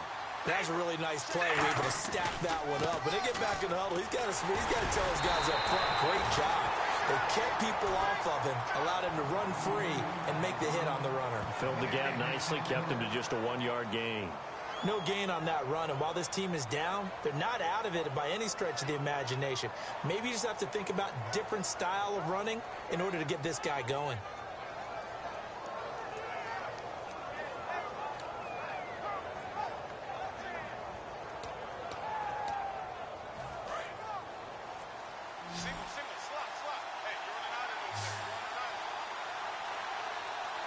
snap comes at one, and it's Carr. And he couldn't hang on to it through the contact. Incomplete. Whenever I see a drop like that, I have to kind of take a step back and check myself a little bit. So used to seeing those big guys make big-time spectacular plays that when they drop one, I have to remind myself, we ask a lot out of these guys. Block and catch the football, not easily done in today's NFL. And a tough ask here. They're going to go for it on 4th down and 9. Here we go on 4th down with Carr. And it is incomplete. Boy,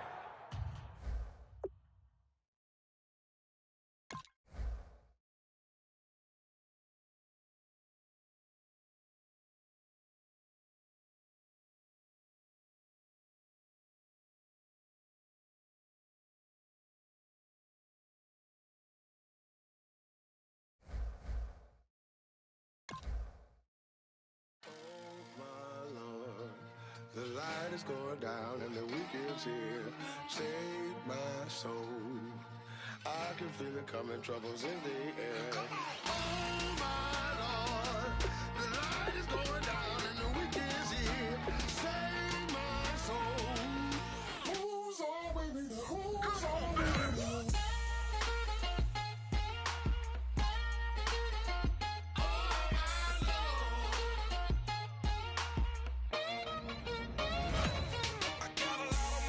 Oh, how about this for a tough decision early on?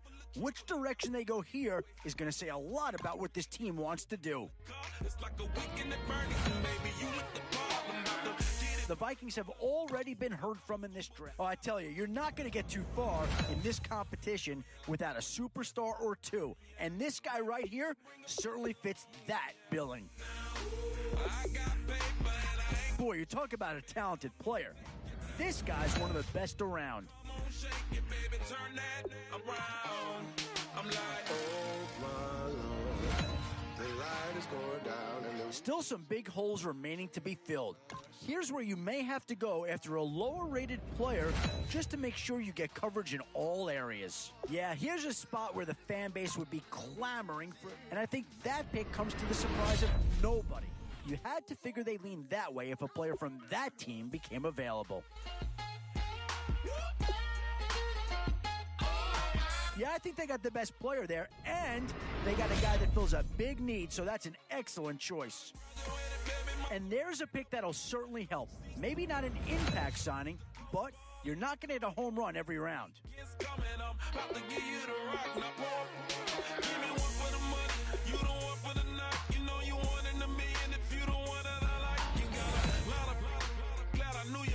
And with time running short, you've got to hope some guys fall into your lap, or you could be left with some real holes on your roster. These are tough decisions here, offense or defense. Which side has the more pressing need? And that's a pick that'll solve a lot of problems out there. He'll fit in nicely. save my soul. I can feel it coming, troubles in the air. And now, which side of the football will they address here? Some interesting options either way. Who's already there? Who's already there? Boy, it's finger-crossing time now. With the end in sight and a few more holes to fill, you've got to be hoping that there's still a gem or two that becomes available. Where to now? Do you get yourself a big brute for the trenches? And this is a big piece of the puzzle right here. Maybe a no-brainer, but a great pick regardless.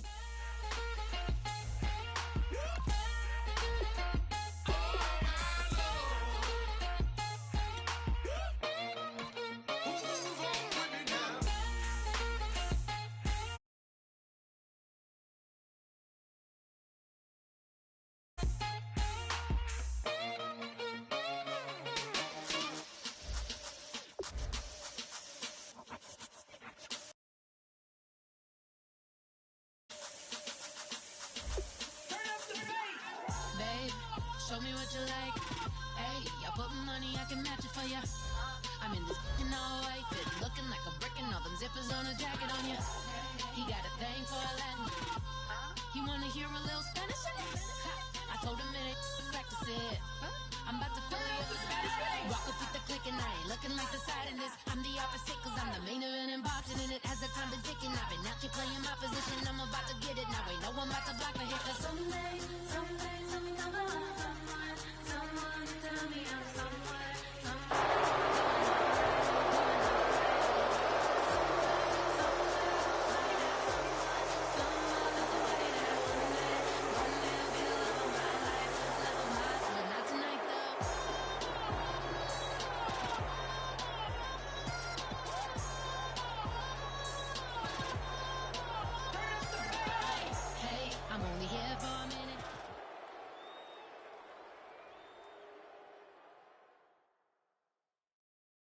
All right, Larry, thank you. It is indeed time for a Draft Champions matchup and what is set to be a great Draft Champions matchup. In the booth, I'm Brandon Gaudin with Charles Davis, and these guys should have a huge impact on the outcome of this game. They're ready to roll. We're ready to roll. Let's roll.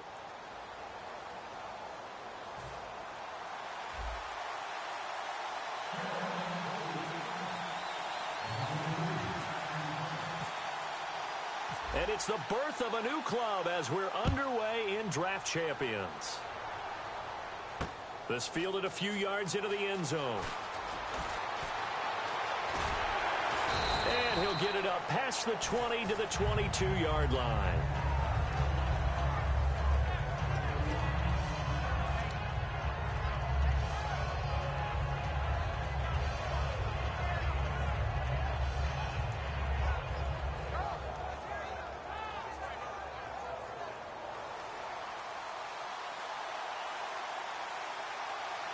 They'll come up now in the Wildcat package. The Wildcat to Johnson. Now a carry for the longtime Panther. It's D'Angelo Williams. 2 yards on the carry there. It'll be second down. The best defensive linemen, they play with great leverage so they can get low and not get bowled over by offensive linemen. They have excellent hands. They can throw people off on a play. We just saw a great example of a really good run stop by a guy playing the defensive tackle position. Here's Bradford, eluding the pressure right. And the reception made by Dante Moncrief. It's a pickup of 16 there, and it'll lead to a new set of downs. Looked like the defense put pretty good pressure on him, but he's able to flush out to his right to try and evade people. On the run, had to get on his horse. Still accurately throws a nice pass for a first down. And he checks this one down to Williams. That one good for 16, and the drive will continue. So here we go, 1st and 10 now. As a general rule, offensive linemen like to know where their quarterback's going to be when he's setting up to throw the football. But sometimes they just have to get on. And no escaping this time as he'll go down. They got him for a sack. Derek Johnson coming hard from that linebacker spot. He drops him for a loss of 11. Second down, Bradford. Dumping it off for Johnson. They get 11 back on that one. It leads to 3rd down. And just in general, Charles, on a play like that, how tough is it for the defense to account for a running back essentially being a receiver downfield? It's very difficult, especially if the running back has skills like a receiver, and you're aware of that before the game even begins. So throughout your practice sessions, you're going to want to be aware of him. Where is he lining up? What can he do? What kind of damage can he do to us downfield? And who can match up with him without weakening our overall defense? You're exactly right. It's a tough task to match up to him. Maybe just a lack of concentration there as he couldn't haul it in. And when you're going across the middle like that, you know, he's running that drag route, you are conscious of all the bodies and the traffic in there. But let's face it, if you're going there, you might as well come down with the football. And they're going to get him out of bounds here. Shy of the line of scrimmage, so that one's going to go down as a sack. Partner, I know the ball security's preach like crazy, but every now and then you've got to know when to get rid of the football and save a little bit of yardage if you're a quarterback. Because now if you're the offensive coordinator, what does it do if it was 3rd and 10 versus 3rd and much longer as it is now? Yeah, it changes everything in terms of play calling and the pressure you might expect to face on the very next down. Had to throw the ball away and save the yardage. He didn't get it done.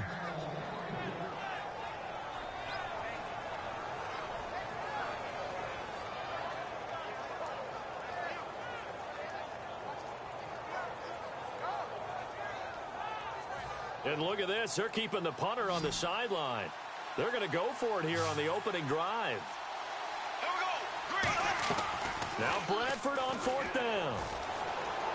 He's going to loft one deep over the middle.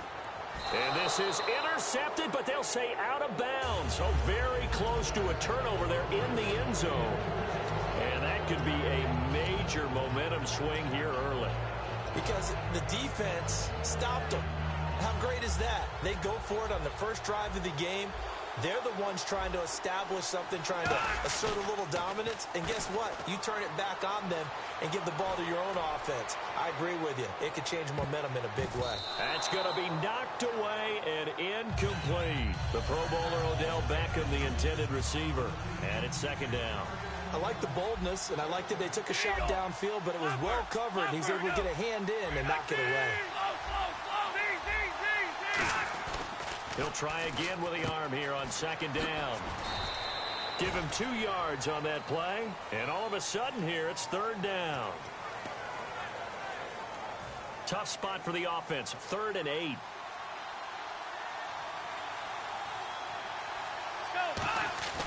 They'll drop to throw.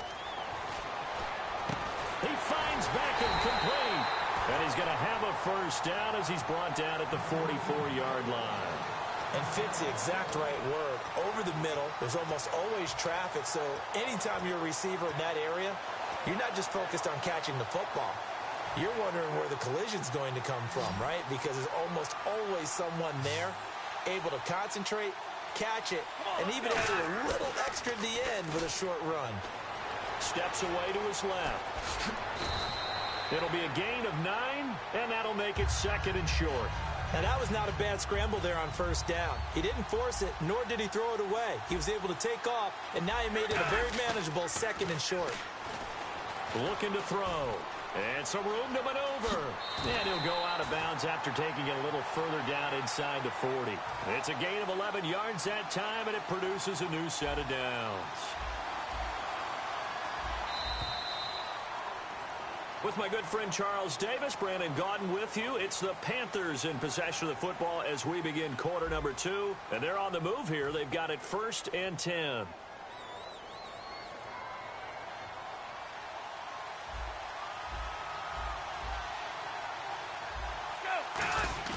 Now a play fake here on 1st down. On the move to his left. Now he'll let it go on the run. Deep left. He's got it for a Panther touchdown. Beckham, 36 yards. And his guys are able to strike for 6. We see this route all the time, but when it's well executed, it's a beauty. It feels like the fade takes forever to develop. Oh, they flip it to the kicker. He looks like he's going to throw it. And they don't get it. They tried for the 2-point conversion there, but unsuccessful. Let me go ahead and show my age a little bit. I liked it when they would fake it from the 3-yard line, right? When you'd line up, go ahead, and oh, there's a fake, and he's going to get 2. That's great. But from the 15, the risk-reward, it's just not there. It's so risky to get 15 yards on a fake. Well, you see the result right there. Yeah, I know these young whippersnappers are trying to do different things in this game, but let's go back to old reliable. Kick the ball through the post. Get off my lawn. That's darn right.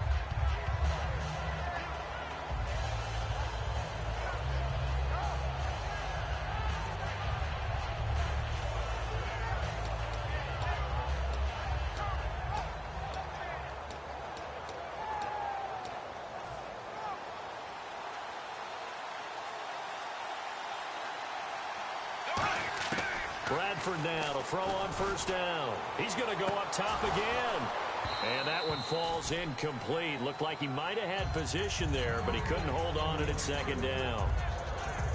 Well, I guess we just discovered that someone is certainly not going to sit back and just take it in this game, huh? No, they were trying to get that touchdown back in one shot. One shot, trying to help out his defense and let the other team know they were coming after him. A 2nd down throw for Bradford. He's going to take another shot here. And the hit jarred it loose. It's incomplete. On any passes in the middle of the field, anyone who's going after the football is going to be conscious that it's probably going to be contested, and often physically. Sometimes that leads to drops.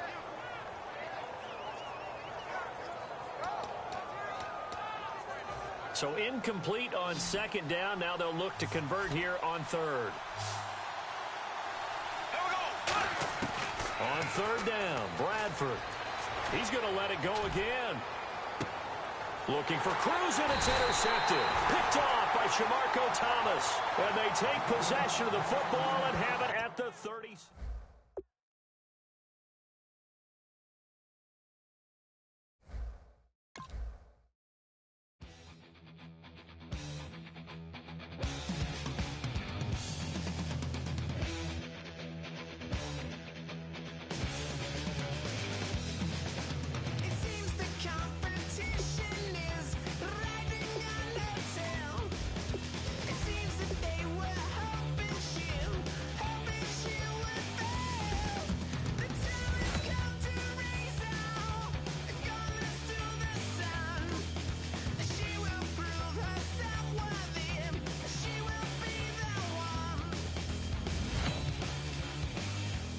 How about this for a tough choice early on? Which direction they go here is going to say a lot about what this team wants to do. Excellent selection. Just what this team needs to maybe get them over the hump. Boy, the skills just leap out at you with this guy. He will be a very important part of this ball club.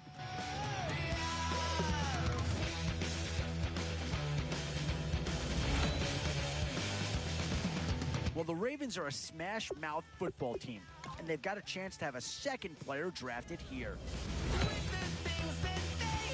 Some tough choices coming up right about now. Do you go after the best available player, or do you go after a position of need?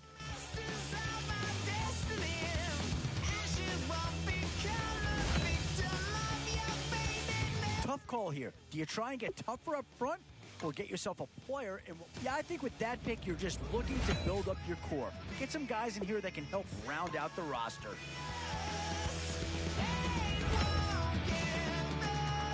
In these middle rounds, you have to start asking yourself, oh, this guy's a rare talent and a huge upgrade over what they had before.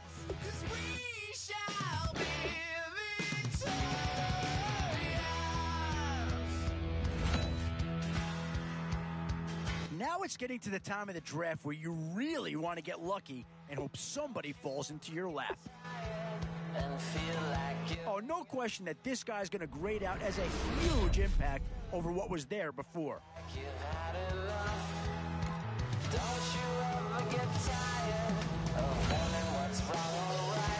Always a tough decision, offense or defense. It's all about finding the right balance when you're putting a team together.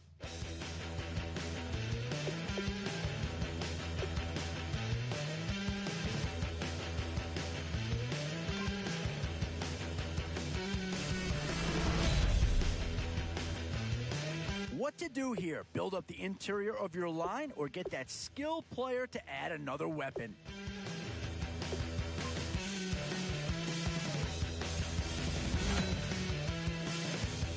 Options here on both sides of the football. It's pretty much of a... And there's a pick that does fill a hole, but I'm not sure that it's really going to be the one that improves the overall squad a tremendous amount.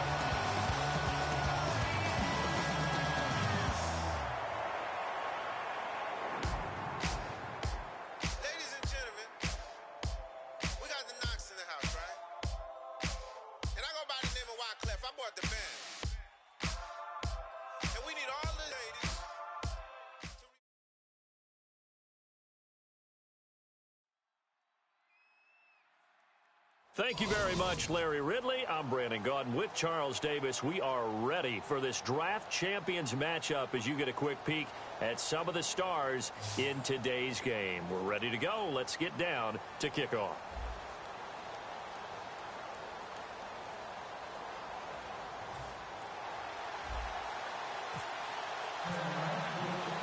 And it's the birth of a new club as we're underway in draft champions. Set to return. This is Brandon Cooks. And a good effort on the return there. Gets him across the 30 to the 33-yard line.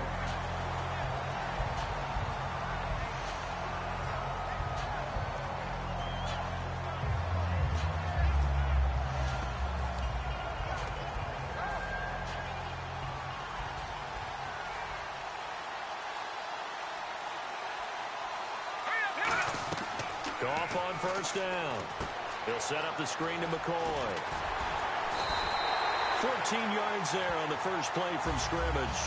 When you run a screen pass really well, you got to like the look of it because so many parts come together to make it work well. The offensive linemen, where they're faking people out, the back slipping out there, catching the football, then all of them going together as one unit downfield. A really nice pickup. It's caught. Stills, right side.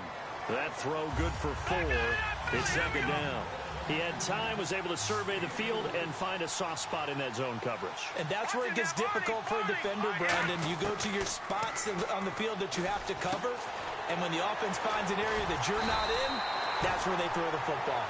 It goes as a gain of 8, and it moves the chains.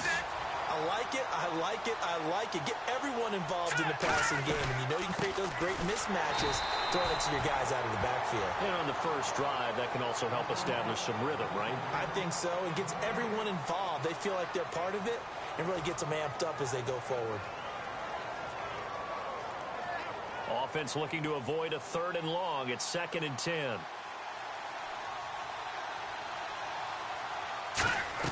To throw on second down is gone. Flushed out right. It's complete. Stills. They'll lose a yard, and it brings up 3rd. A little risky there when you roll out of that pocket right like you did. You complete the pass, but you don't get anything out of it. Well, how many times have we seen when a quarterback exits out of the pocket, doesn't matter whether they go left or right, the defense loses its leverage, right? There's a little chaos back there, and receivers come open. Great discipline on that play. They didn't let that happen and held it to no gain. Oh, man, for him to be that wide open and drop it, sometimes you have just too much time on your hands, right? You end up thinking way too much, and your hands get shaky. And yes, he's a tight end, but that's a catch he should have made. And it appears they'll go for it here on 4th down. A big call on the game's opening drive. Now Goff. And this is incomplete. The Bucs try it on 4th down, but come up empty. And this defense delivers a turnover on downs on the very first drive of the afternoon.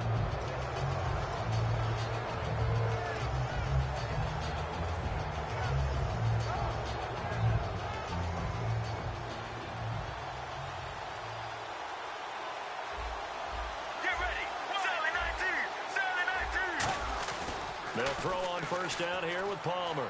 Rolling to his right. And his first look is incomplete. He was looking for his favorite target, A.J. Green, that time. And that'll bring up second down. And on 2nd and 10 now.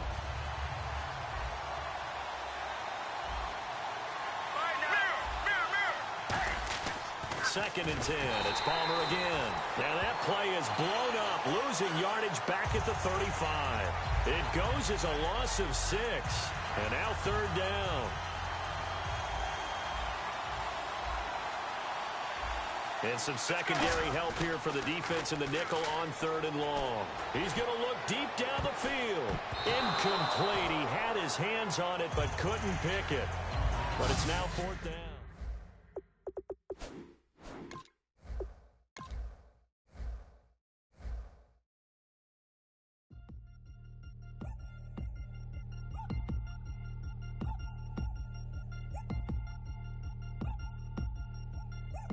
Chains. Ow. caught up in my put your head on backwards, then skate off after, engage in laughter about what just happened.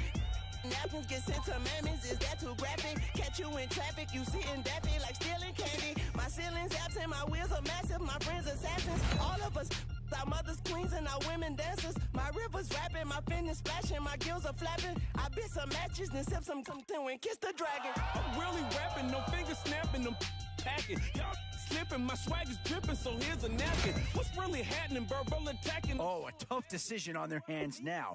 And this, early on, it's one you can't afford to get wrong. Oh, did they get themselves a player here or what?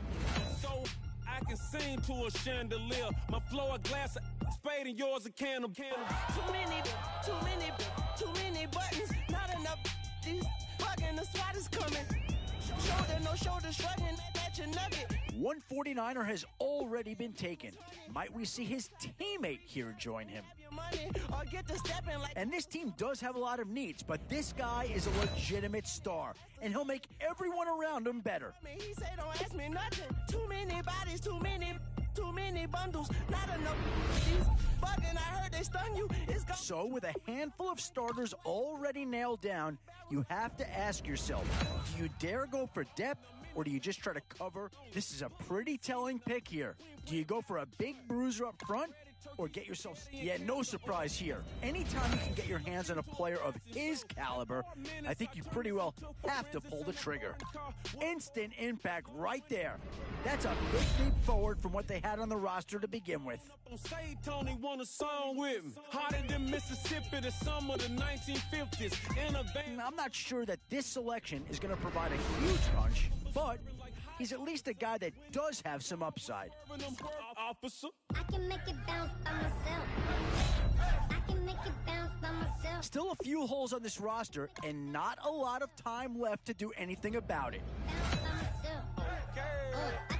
Both offensive and defensive options here. They might have to ask themselves which side of the ball needs more attention. Where to now? Do you get yourself a big brute for the trenches, or someone who can really help you out at a playmaker type spot? I change your channel, I change your pattern, I ring your Saturn. And now's where you need to make these last picks count. Time to fill any holes you can before it's too late. The snakes are the baby rattle. I play the shadows, don't play no games. I stick it at them. I'm on a all day. And now, which side of the football will they address here? Some interesting options either way. I have a temper tantrum, I'm innovative, I demonstrated this, played it. I don't care if you owe me it, you need to pay me. I kiss you later.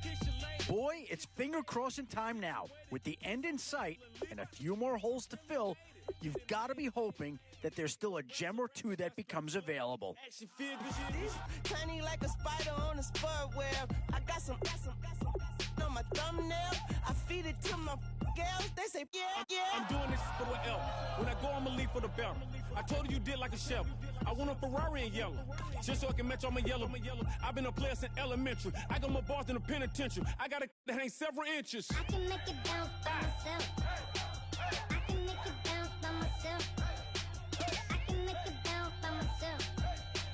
I can make it bounce by myself. I can make it bounce by myself. I can make it bounce by myself. I can make it bounce by myself. I can make it bounce by myself.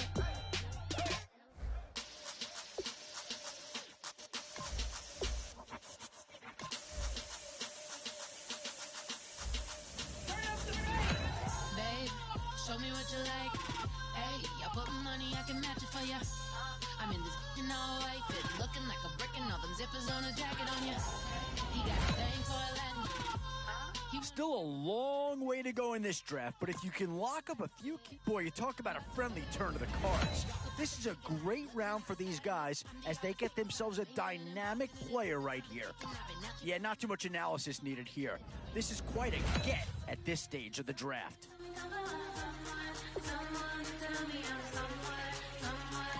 Yeah, that's the kind of guy who can elevate that entire unit. He's a very talented addition.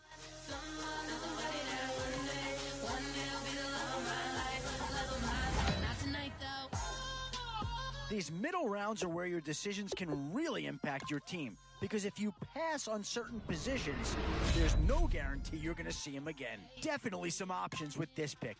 Do you take maybe not a huge upgrade over what they had already, but they're certainly building up some depth there. Tell your boys that you gon' meet them later on. Both of us so taxi leave the meter on. First time you out in Cali. 2 words here. Difference maker. That's what that pick right there is. One time, Snowy always showed you what it's like. Leave you sleepy like the call the umpire. Get you out and get you rolling. Get you gotta go. I got a flight up in the morning. Yeah, maybe not the pick that's going to change this team's fortune, but he is an improvement over what they had.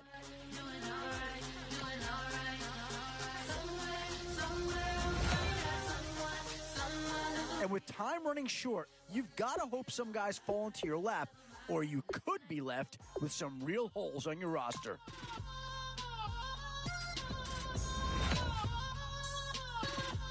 It's the age-old question on draft day. What's the bigger need, offense or defense? A bit of a dilemma with this threesome. Which side of the ball do you turn your focus to here? Trying to stunt and give me drinks. I got the bottle in the section and I Boy, a tough choice here, but one that any organization would love to have. How do you go wrong with these 3 guys?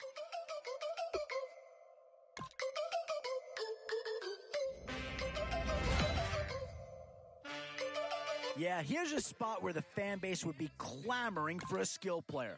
But do you listen to him or go after someone who could help you up front?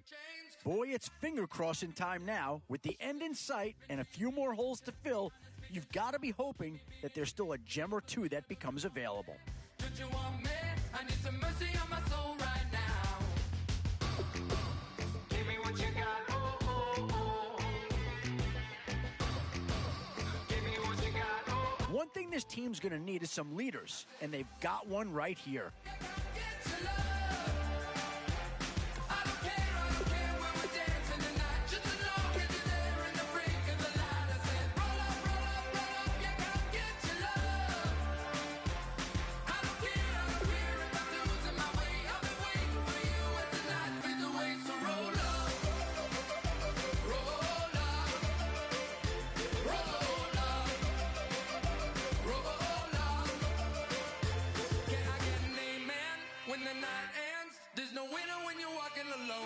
Sliding down the last street as the day creeps. What you doing with nobody at home? Sneakers a step behind the speakers. Your heart will keep me beating and make me a believer. Don't you want me? Don't you want me? I need some mercy on my soul. Come on. Give me what you got. Oh, oh, oh. Give me what you got. Oh, oh, oh. I said,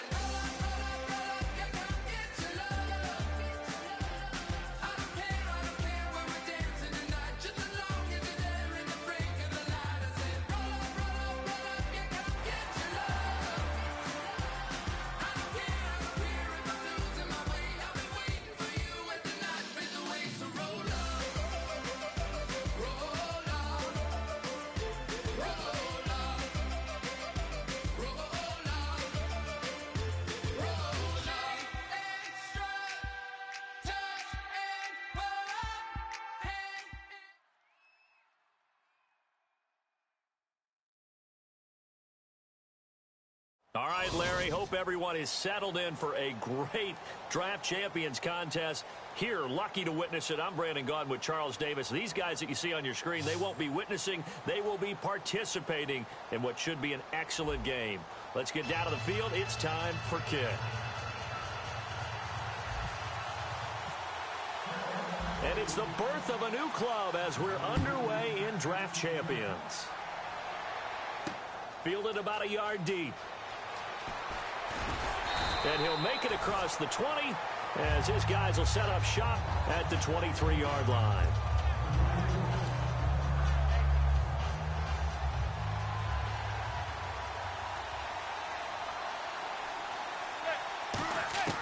Throwing on first down is Manning. Johnson with a completion over the middle. He's got a convoy, and he might be gone. Touchdown, Tampa Bay. yards. And the Bucs have taken a first-quarter lead. Good pass, clean catch, and a house call there on the fly route. And not that much room to operate. So that tells you about his acceleration. Really something about being able to go from 0 to 60 real fast. It took him less time than that to get the top speed and complete that play.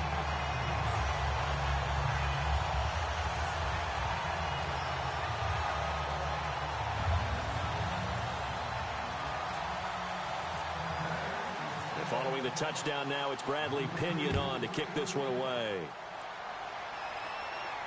This fielded a few yards into the end zone. And with a new rule, that decision to bring it out will cost him about 5 yards as he only gets to the 20.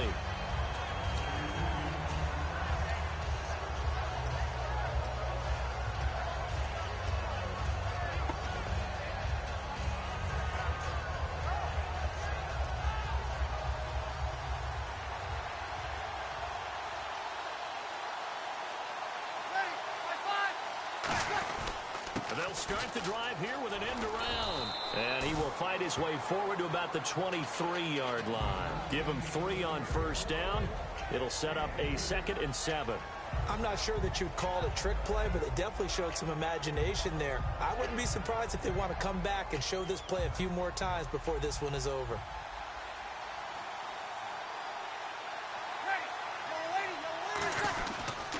They'll run for the first time with Johnson.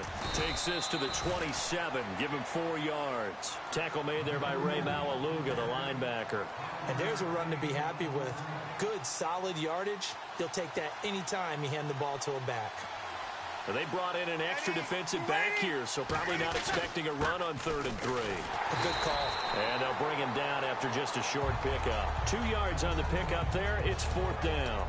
Even though positive yardage was gained on that play, I think the defense has to be happy. Obviously, they were prepared for some trick plays coming into the game, and they looked very aware that those could happen on any given down.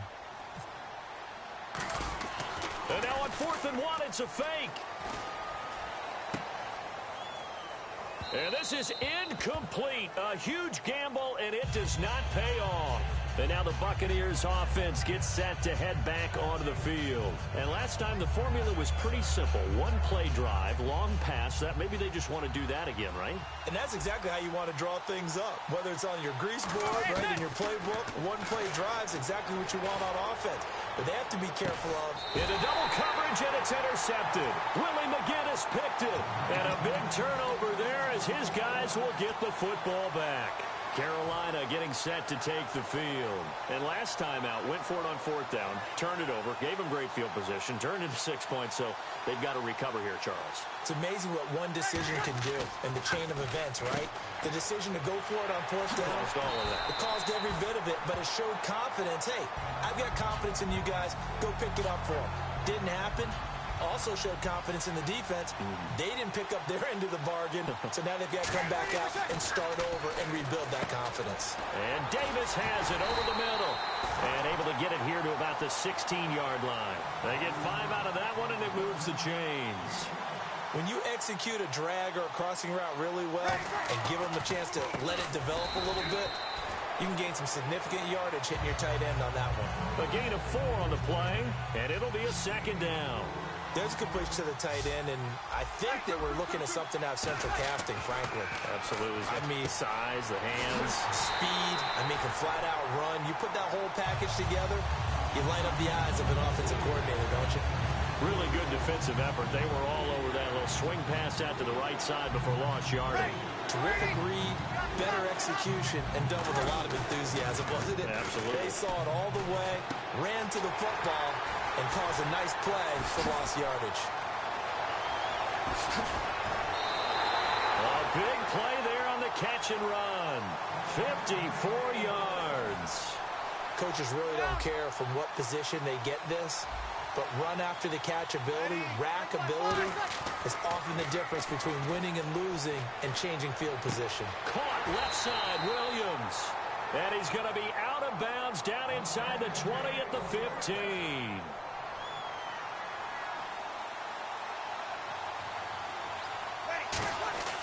Into the red zone, it's Breeze. And Davis with it left side. 7 yards, the pickup on the pitch and catch. All right, I'm doing my rudimentary math here. That's his 3rd catch here in the 1st quarter. I don't know if it's just game plan or he's just finding his way open. And maybe a little of both. Out to the flat. That's complete to his running back. With my good friend Charles Davis, Brandon Gaudin with you. It's the Panthers in possession of the football as we begin quarter number 2. And they're driving, but they come up on a 3rd and short here. This will be play number 8 here on the drive. It's 3rd and a yard. Breeze to throw on 3rd and 1. Open man, it's Vernon Davis. And he will have the first down before he's brought down at the 3. Well, they've had a great, impressive drive going here, and that pickup ensures the drive continues. And not only do you continue the drive, which is demoralizing for the guys on the defensive side of the ball right now, but you make your own defense happy. They're able to get a little more rest over on the sidelines while this one continues downfield. And this seemingly endless drive continues. Not too many things get to a quarterback of this magnitude, but I think it's safe to say that pressure can get to any quarterback. And he'll take this into the end zone. Touchdown, Carolina. David Johnson from 3 yards out. And the Panthers are now an extra point away from tying up this game. And it's no good. He misses the extra point, and this remains a 7-6 game.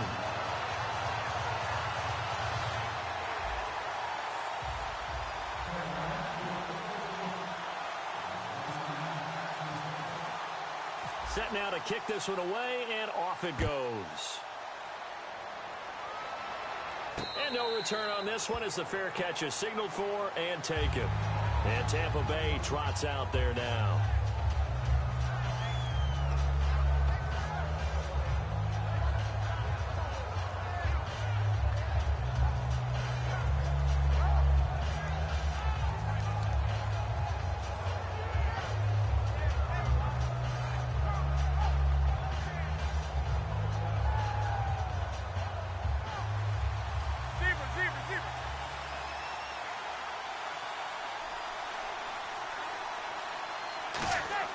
They go back to the air here after the INT on the last drive. The tight end, Jeremy Shockey, the intended receiver. That'll bring up 2nd down. A good number of coaches at any time they call an in route are really worried about the play because there's so much traffic ordinarily that the ball has to get through to get to the receiver. And on that play, it was batted down.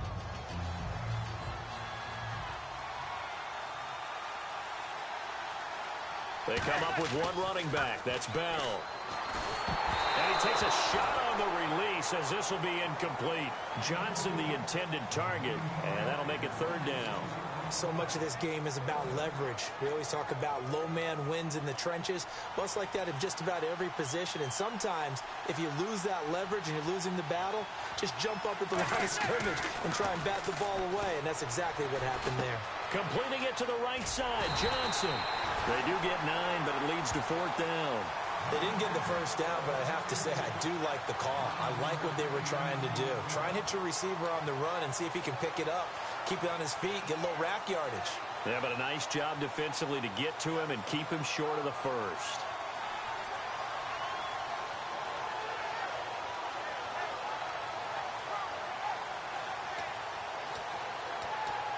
And how about this one now? In their own territory, a gutsy call. They're going to go for this on 4th and a yard. And Manning keeps it himself. It'll be a pickup of just 2, and they're able to pick up the conversion here on 4th down. I tell you, on 4th and 1, when you're way back on your side of the field, I thought this might just be an attempt to draw them off and get the first down that way. But they were going for it the whole time, and they wind up getting it. And a new set of downs here after picking up the first on the ground. Now this time, Manning will throw. Oh, the ball comes out on the hit, but they'll say it's incomplete. His tight end, Dwayne Allen, the intended receiver. And now it's 2nd down.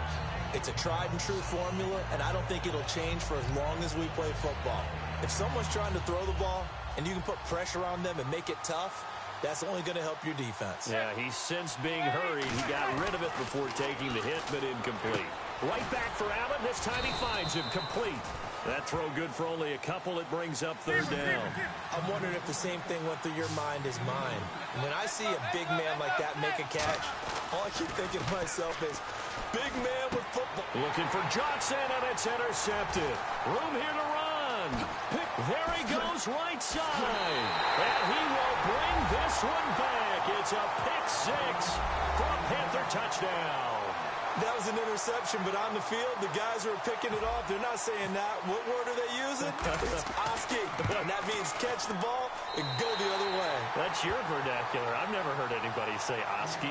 Ask around. They'll tell you.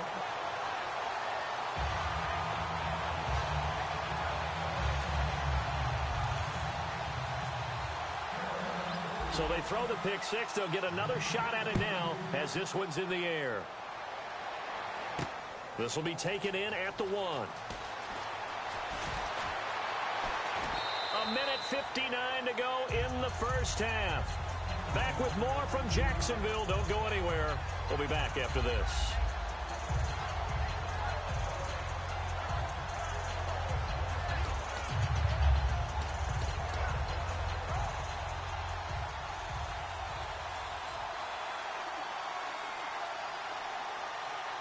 They come up with one running back. That's Bell. Here's Manning to throw. A screen to Bell. That's going to go as a loss of a yard, and it'll be second down. And now they're in the hurry-up. Got to give some credit there defensively. They snuffed out that screen early on first down. Really read it well, didn't they? Because they didn't bring the pressure that they expected. They covered all the passing lanes. So once you see it break down as the passer, I think in this situation, you're throwing it at the feet of your back to make sure no one picks it off, or you throw it away, throw it over the sideline. Don't try and freelance and try and make a bigger play. There's really no one else running a pattern that should be open. So a second down incompletion now brings up third down. Throwing is Manning on third down. He's going to try and go deep again. And he can't hang on to it. Nearly picked. He's known for his hands defensively, but instead it just brings up fourth down.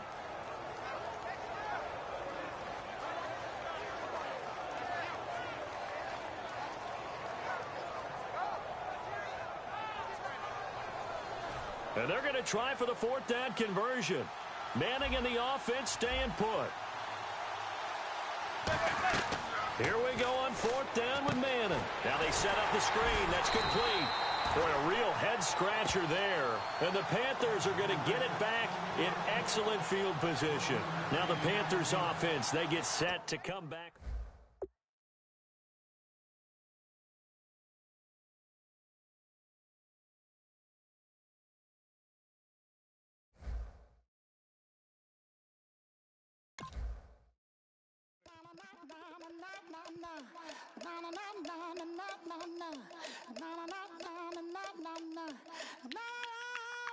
Don't make me beg, don't make me wait.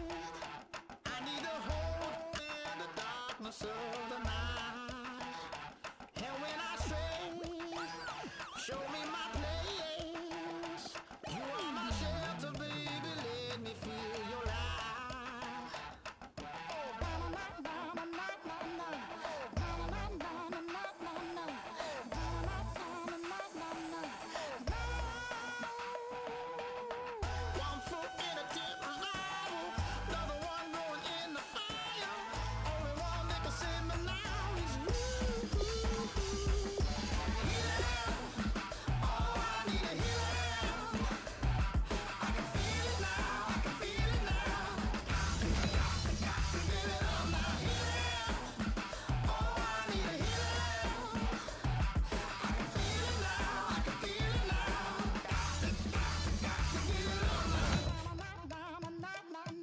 We've just gotten started here, and already you talk about a friendly turn of the cards. This is a great round for these guys as they get themselves a dynamic player right here.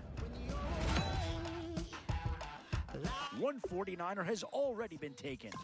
Might we see his... Oh, and that's a key upgrade right there. He's versatile, athletic, and a big upgrade over what they had. Make me sing that holy song the way you do. Holy Ghost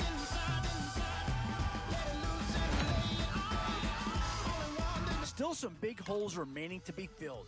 Yeah, I don't think you needed a crystal ball to see that pick coming.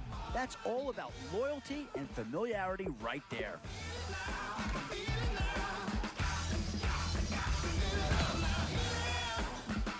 Some tough choices coming up right about now. Do you go after the best available player? Oh, I tell you, you're not going to get too far in this competition without a superstar or two. And this guy right here certainly fits. Does this pick fill a big need? I'm not so sure that it does, but it is at least a slight improvement over what they had in place. Now it's getting to the time of the draft where you really want to get lucky and hope somebody falls into your lap. Oh, no need to worry about this guy. Just plug him right into the starting role, and he'll be a massive upgrade.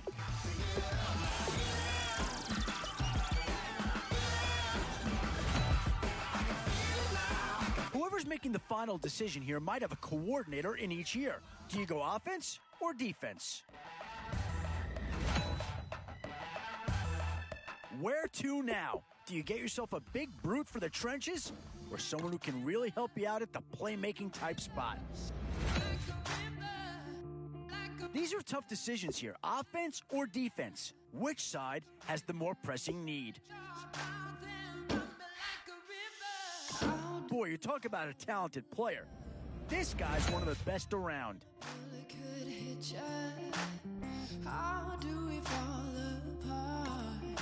And this is a big piece of the puzzle right here. Maybe a no-brainer, but a great pick regardless. Don't you say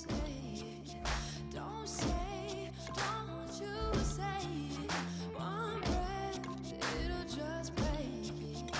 So shut your mouth and run me like a river. Shut your mouth.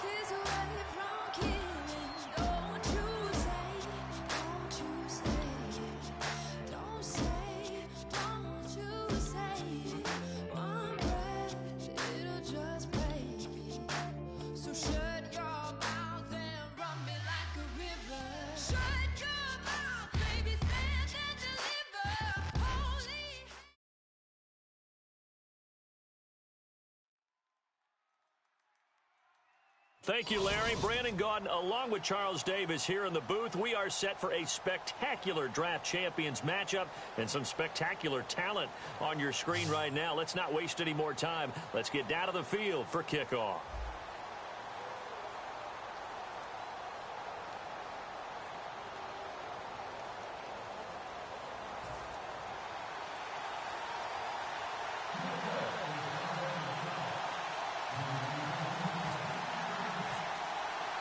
And it's the birth of a new club as we're underway in Draft Champions. This fielded a few yards into the end zone. And he'll wind up about 4 yards shy of where he would have been if he'd taken a knee, as they'll start at the 21-yard line.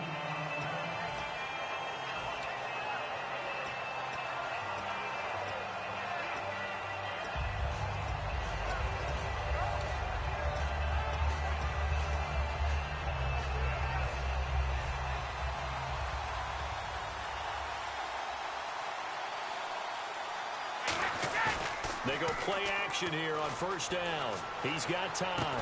Steps away. And his first pass is incomplete. The intended target that time was Jonathan Stewart. And that'll bring up second down. So many offenses want to include their running backs into their passing offense and be able to swing the ball out or check it down to them. But sometimes those guys are just not as comfortable catching the ball as they are running it. To throw, it's Brady. And right away, he lost the football. On plays like this where the ball comes free, it's often unusual for the team that lost it to get it back. Because this is a quarterback. The ball gets away from him. Everyone else is trying to execute what they're supposed to do on offense. They're usually looking in the other direction, downfield, or have moved away from him. In this case, though, a teammate is able to come up with the ball. Tries for Rice, intercepted. Picked off by the safety, Eric Reed. And they will be set up now as he brings this thing all the way back inside the 20.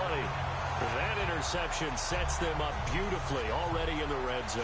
And you can hear it all the way up here. Oski, everyone turned to block, find a spot, and now they're set up inside the red zone for their offense. Really nice starting field position here for the offensive unit.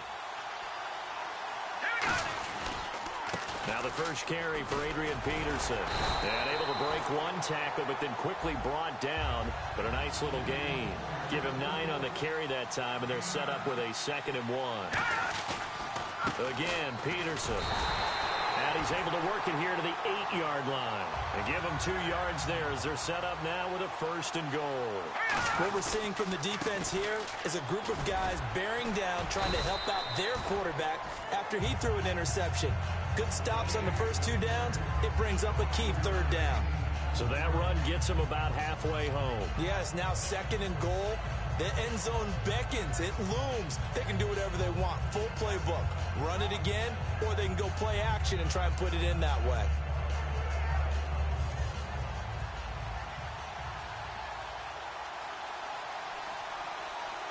They'll try and sneak it here. And he's in. Touchdown, Buccaneers. John Elway keeping it himself on the quarterback sneak. And the Bucs have taken a first-quarter lead.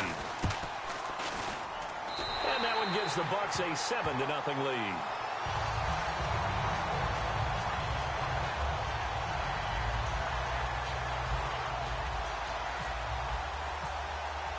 The kickoff unit is out on the field, and they will send this one away. This fielded a few yards into the end zone. And he'll get across the 20 before he's brought down at about the 23-yard line. The Panthers offense here, they get ready to head back on the field.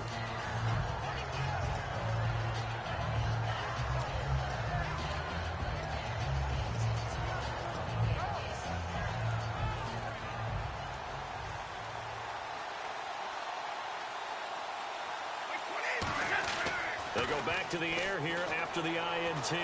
Being chased out left. And he fires one that's intercepted. A great read, and it's picked off. And he's able to get it back to right around the 27. And Tampa Bay trots out there.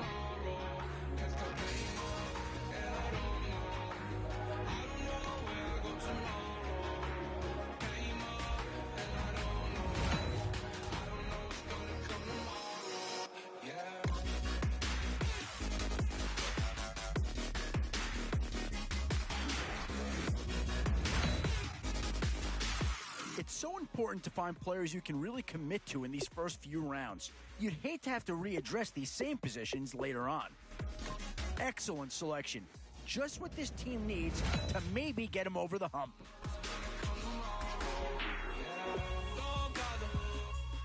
Boy, the skills just leap out at you with this guy. He will be a very important part of this ball club. Well, not too tough to see into the thought process of that pick.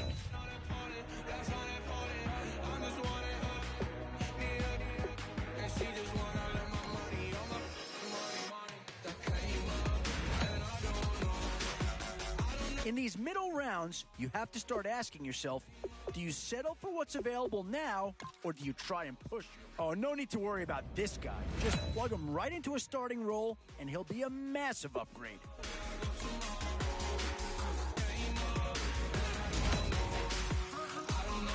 tough call here. Do you try and get tougher up front or get yourself a player in what we call a skill position? Okay, I don't know where I'ma be tomorrow. Might be counting dough. I'll bet with your. Okay, your nose keep running and the money keep counting. Hey, I'ma keep ballin'. Hey, rock a park, spallin'. Hey, carefree, I've been living carefree. So much in the air, we can barely even breathe. Hey, I rarely worry about things I don't know. You say I'm living wrong, you ain't wrong, money long way. So think about it, it ain't nothing I don't know. All the money. What to do here? Build up the interior of your line or get that skill player to add another weapon? Yeah, I think they got the best player there, and they got a guy that fills a big need, so that's an excellent choice.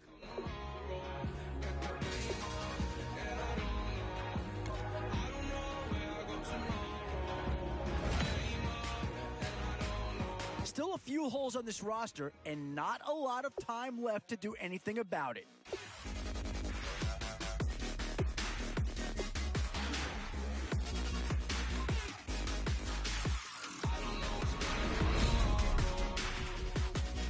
And now, which side of the football will they address here? Some interesting options, and there's a pick that'll certainly help. Maybe not an impact signing, but you're not going to hit a home run every round. Ladies and gentlemen, we got the Knox in the house, right? And I go by the name of Wyclef. I bought the band. And we need all the ladies to report on the dance. Always a tough decision, offense or defense. It's all about finding the right balance when you're putting a team together. And now's where you need to make these last picks count. Time to fill any holes you can before it's too late.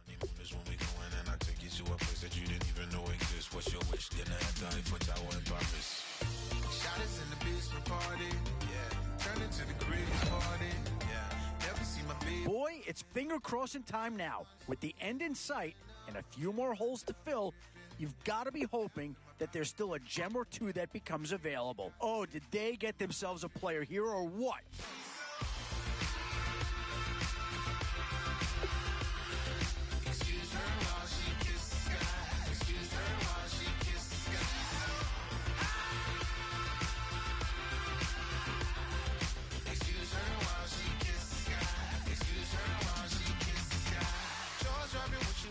Thing that happened often more than just a little. I be shutting down the city, black the latest gears. What she wear, you see that sun in the air. Fashion week, oh yeah, throwing money in the air. She's happy with my lady, other girls they wanna hate her. It comes with the territory, ball players wanna date her. All we got is loyalty, I'm treating you like royalty. I'ma spoil you every day of the week. Shot is in the basement party, yeah. Turn into the greatest party, yeah. Never see my bitch. Just once, then we went up. Tripping, now I feel my body drifting. Baby girl, she got me lifted, your mind tripping.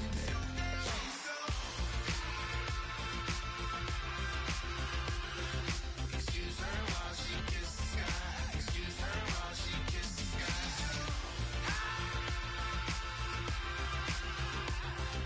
Excuse her while she kisses the sky. Excuse her while she kisses the sky. Hey baby, baby, hey baby. Hey baby, baby, hey baby.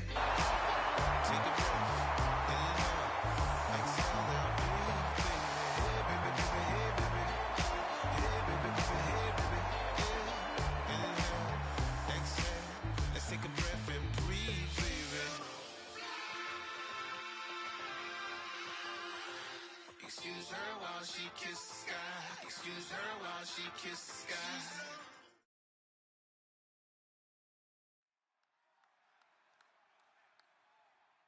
Thank you, Larry. So the picks are in. We welcome you to this Draft Champions contest. I'm Brandon Gaudin along with Charles Davis, ready to call the action. And let's get to it. Down to the field. It's time for kickoff.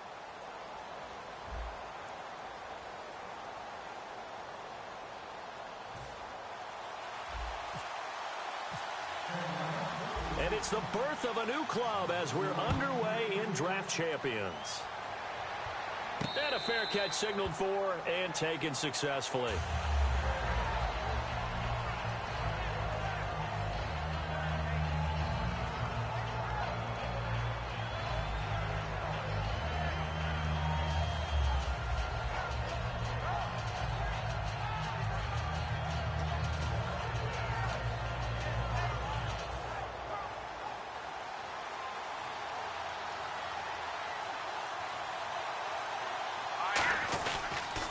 A first carry now for Adrian Peterson.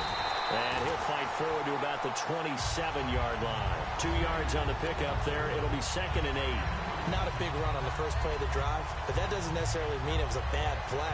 Sometimes you're just trying to settle in, get your guys a little bit of contact, and get things moving. And after the play on the ground, that brings up 2nd down here.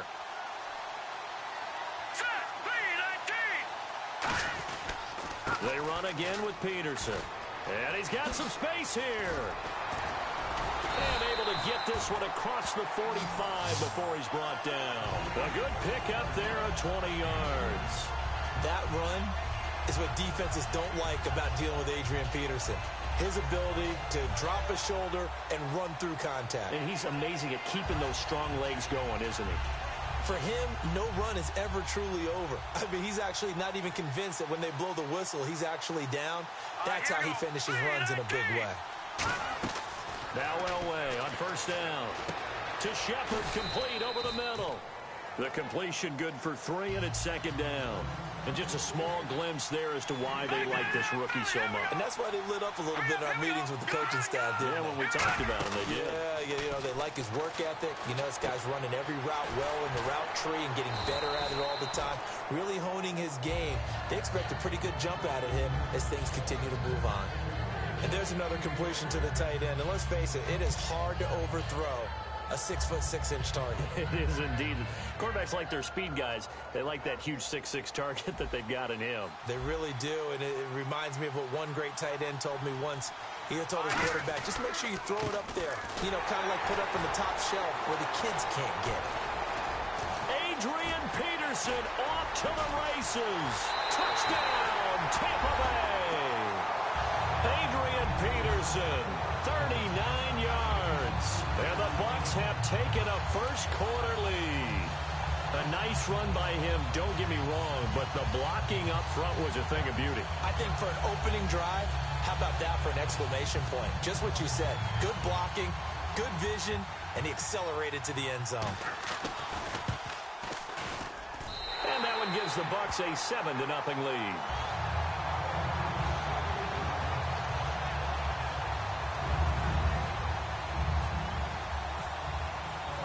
The kickoff team on the field now as they will send this one away. This fielded a few yards into the end zone. And the decision to bring it out is going to cost him about 7 yards all told as he's taken down back shy of the 20.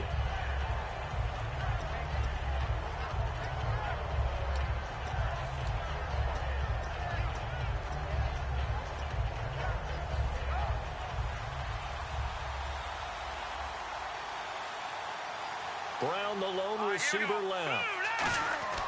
Now Hoyer. A little dump off for Crowell. And they'll get him down here at the 23. Call it a gain of 5.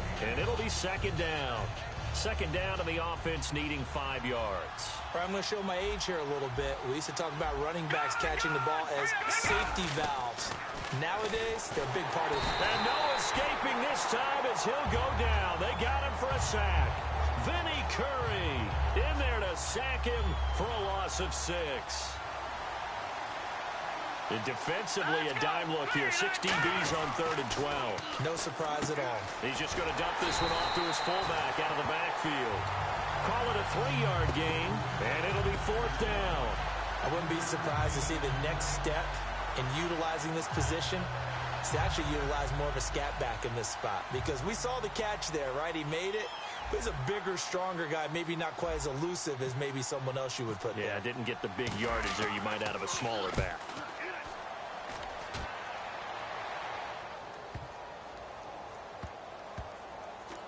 And this one will wind up being down just outside of that 20-yard line. And Tampa Bay trots out there now. And that last drive, it was all about the ground game, ground and pound. And I don't care how we're playing the game these days, offensive linemen still want to fire out and smack the guy opposite them and move the football on the ground. They feel better about that. That's what they want to do. That's how they want to play, and that's how they got it done. Yeah, they got it for a touchdown last drive. Let's see what happens here. Here's Peterson as they begin on the ground. They give him 4 yards there. It'll be 2nd and 6. But that kind of run on first down, that's a winning type of a run. That just sets things up for them moving forward as they begin the drive. It's a pickup of 6 and good enough to move the chains. That's a good, nice, crisp run for a first down. I wonder if the defense might have been loosened up a little bit, maybe anticipating a pass instead of the run that they got. So the run moves the chains, and here we go on first down. Let's go! Green, 39! And off comes to Peterson. And he is going to lose yardage here. Back now with Charles Davis. I'm Brandon Gaudin. It's the Bucs in possession of the football as we begin the second quarter, but they face a second and long to start things out.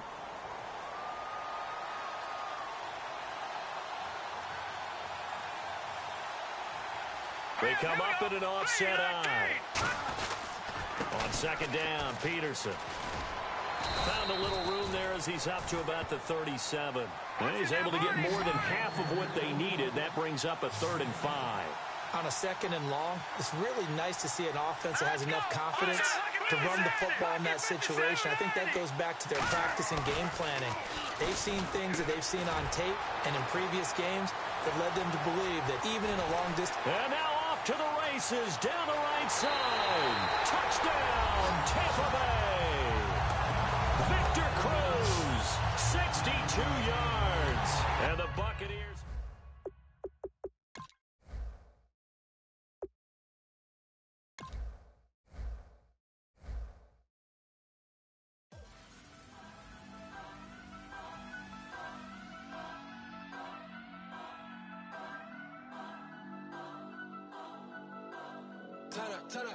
Turn up. I'm breaking in. I'm at the pearly gates, but they won't let me in. I told the devil, I said, I ain't trying to sin, yeah. No, I ain't trying to sin, yeah. Pray to the Lord, Daddy, let me in.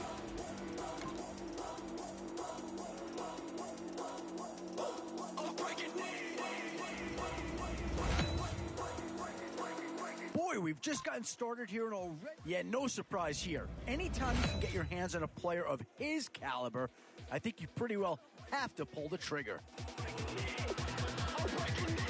Boy, you talk about a friendly turn to the cards. This is a great round for these guys as they get themselves a dynamic player right here.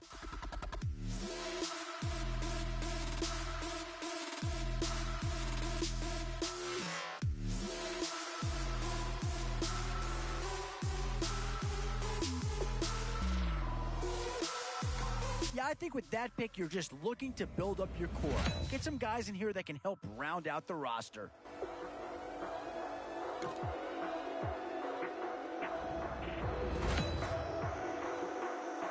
So, with a handful of starters already nailed down, you have to ask your... And that's a pick that'll solve a lot of problems out there. He'll fit in nicely. Oh, this guy's a rare talent and a huge upgrade over what they had before.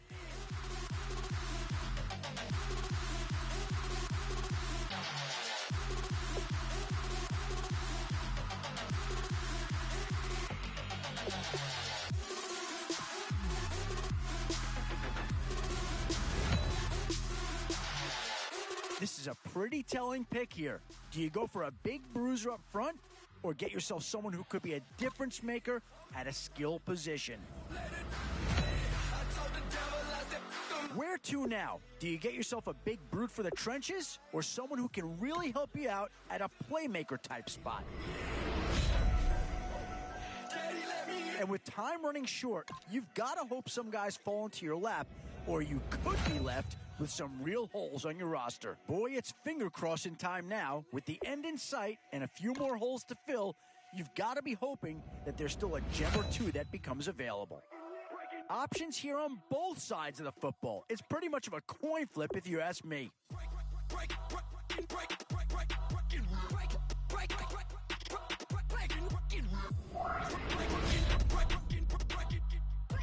We've seen a Houston Texan be taken already in the draft. It wouldn't be a stretch to see a second go here. And there's a pick that does fill a hole, but I'm not sure that it's really going to be the one that improves the overall squad a tremendous amount.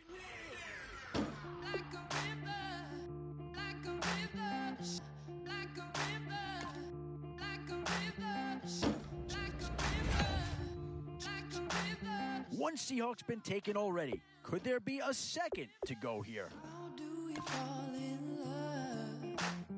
Harder than a bullet could hit ya.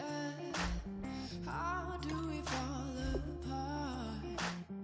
Faster than a hairpin trigger. You say, don't you say it.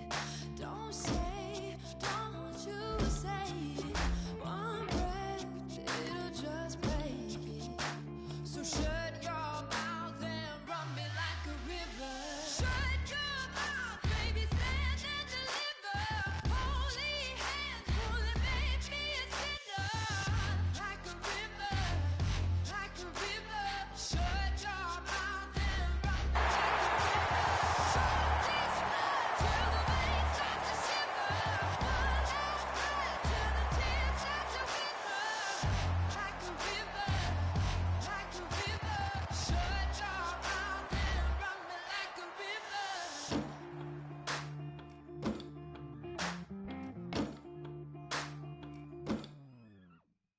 Tears.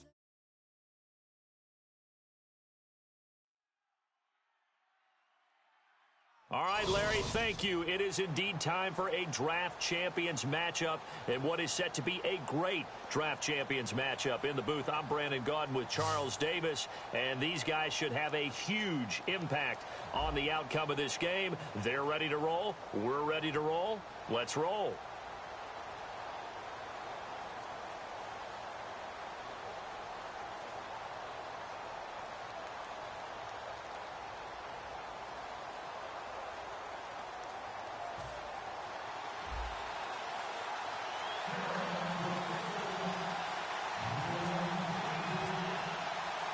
And it's the birth of a new club as we're underway in Draft Champions. This is fielded at the goal line. And he's up across the 25 and down at the 28-yard line.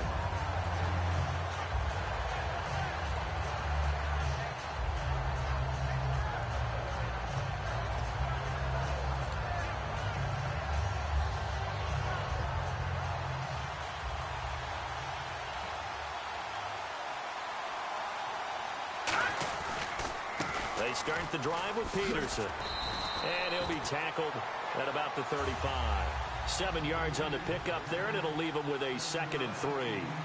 First play of the drive, let's give credit all around. Excellent blocking, but the guy carrying the ball, he was the finisher. A really nice run. 7 yards there, good enough to move the sticks.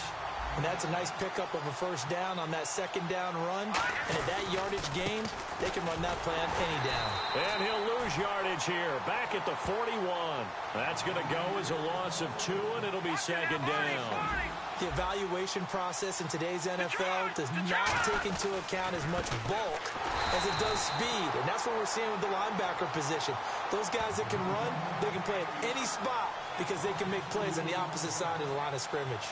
Brandon, there's no doubt the defense has to be excited after stacking up back-to-back running plays. But I still remember my old coaches saying, after you've had some success, you better be careful. They might have an answer for you. So make sure you watch your keys, play your techniques, and don't get overconfident. And they've got an extra defensive back out there now on 3rd and 13. Pressure comes in. He's brought down. It's a Panther sack. Clay Matthews with a big-time sack on 3rd down, and it'll be a loss of 7. So the Bucs forced to punt on 4th down, and on is Jake Shum to do the honors.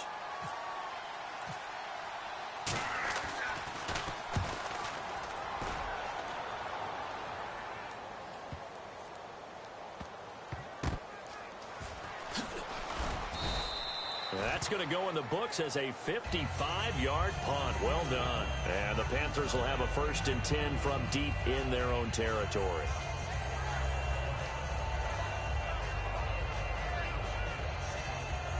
And not great starting field position here for the offense.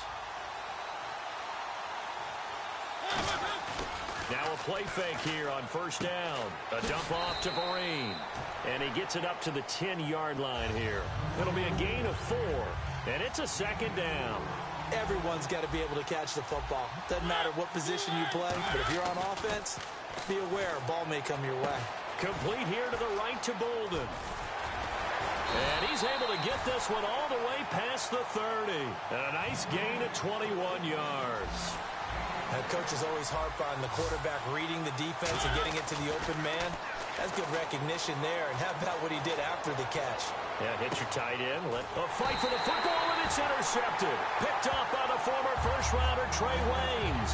And they're going to set up shop at the 27-yard line.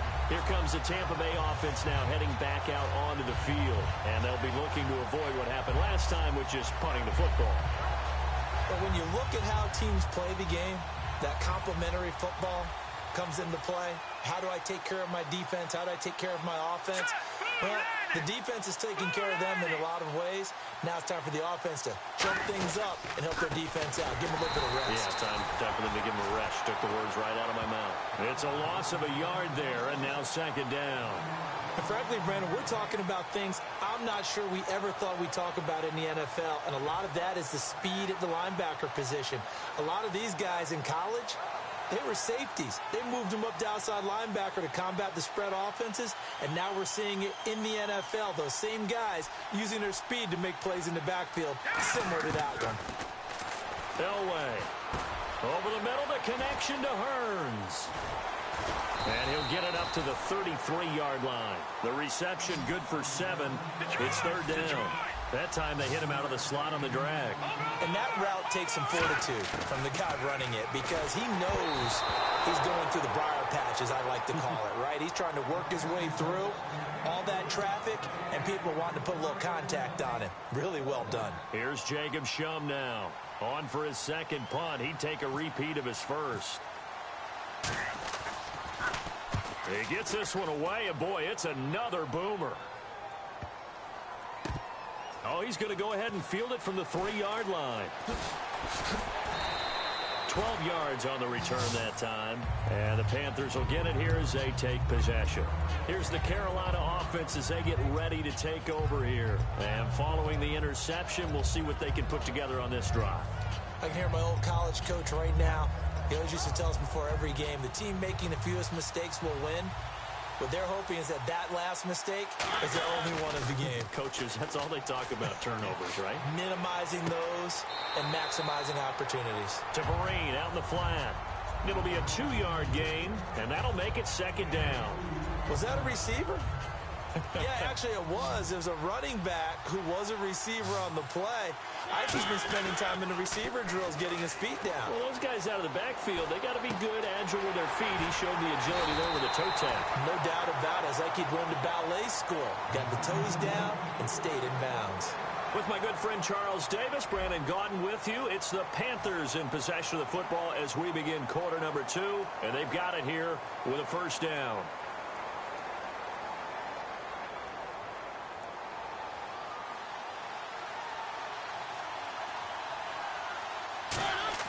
They go play action here on first down. Forced out to his left. Sideline throw, it's complete. And a nice job there of keeping the toes in bounds. Let's make this one simple. What a catch, especially the finishing part of getting his feet in bounds, toe tapping, and of course, foot dragging. Little tapestry, if you will. Oh, I like it. On play action, Mariota dancing to his left. And Gresham has it left side. And he's brought down. A good pickup there of 20 yards. That's the type of play there that puts a defense in a stress. Marcus Mariota on the run. You don't know whether he's going to take it downfield or throw the footballs we just saw there. And boy, was he accurate with that one. And you know, the Oregon coaches offered him a scholarship without ever seeing him start a game because they saw him in camp. They saw plays like that. Offered it. He didn't start very much in high school, but he started a lot once he got to Oregon.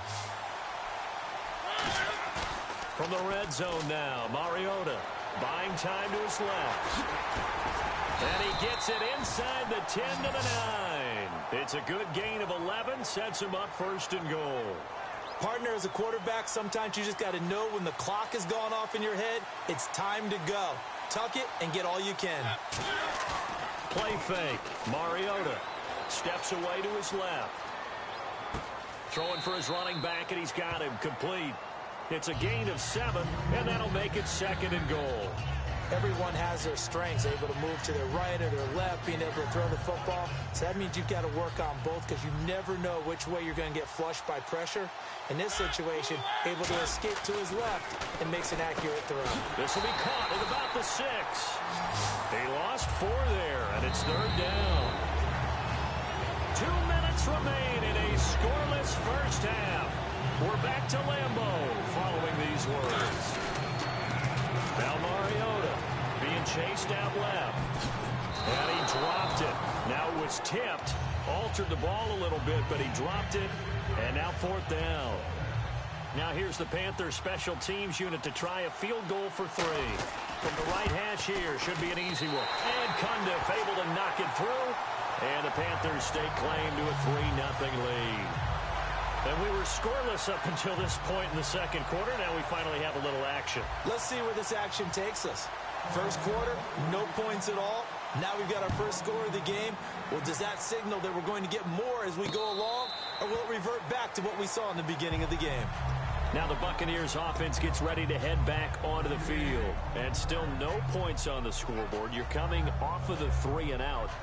They're just looking for anything to grab onto right now, aren't they? I'm wondering if someone's going to take charge in the huddle. You know, we always look to the quarterback, but sometimes it's another player on the team, a star, a veteran, someone with some excitement and energy. It's like, all right, guys, let's shake things up and let's go, because they still have an opportunity to make things happen. Shake it off. Now let's go. Green, 39. On first, they'll throw with Elway. Looking middle, it's caught by Gronkowski. Give him 9 there on the first down completion. Completed pass play. Now let's see if they go back to the air or to the ground. They're going to hurry back to the line now.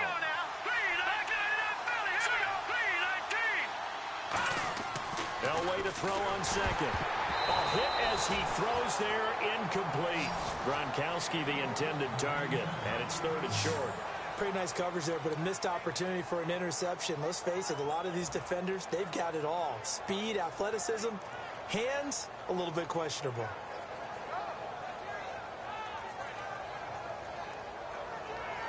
And the offense looks to pick up the first here on 3rd after that incompletion.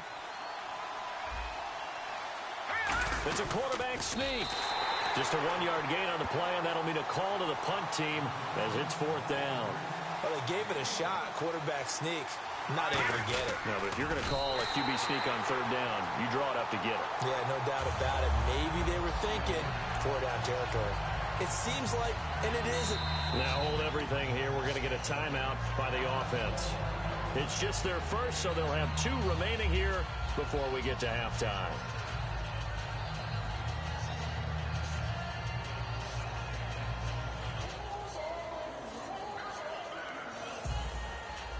Now the offense lining up 1st and 10. They come out here in the I. First down, here's a run with Peterson.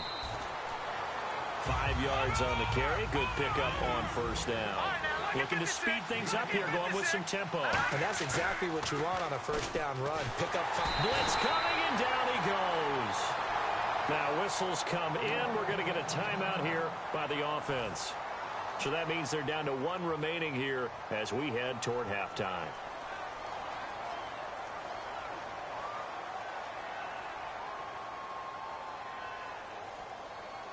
The defense in an enviable position here. The offense needs 13 yards. It's 3rd down. Now Elway on 3rd and long. And almost picked off. I guess the good news for them now, it's 4th down. Tremendous coverage there. Just did not catch the football and complete the interception. But what do they say all the time? If he had really good hands, he'd be playing offense.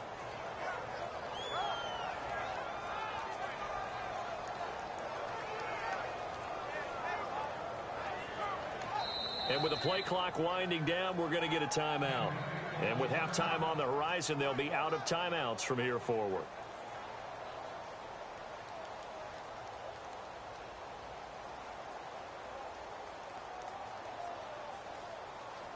Looks like the offense is going to take another shot here. They're going on 4th and 13. They come up in an empty set. 4 wide receivers, 1 tight end. Now Elway.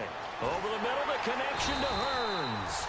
A surprising move to go for it. Predictably, at least somewhat predictably, it doesn't pay off. And the Panthers are going to get it back in excellent field position.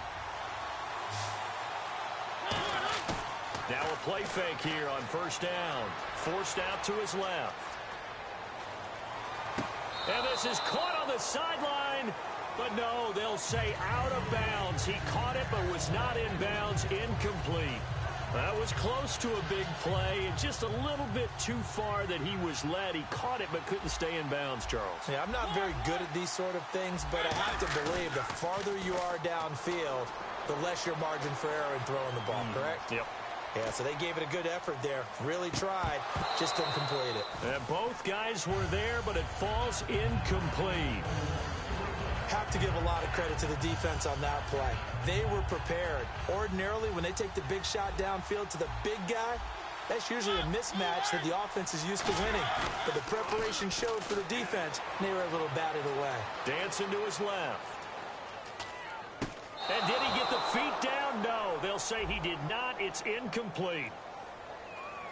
So the flag is for the very rare illegal forward pass penalty. Not often that a quarterback forgets where the line of scrimmage is. They have an innate sense about it.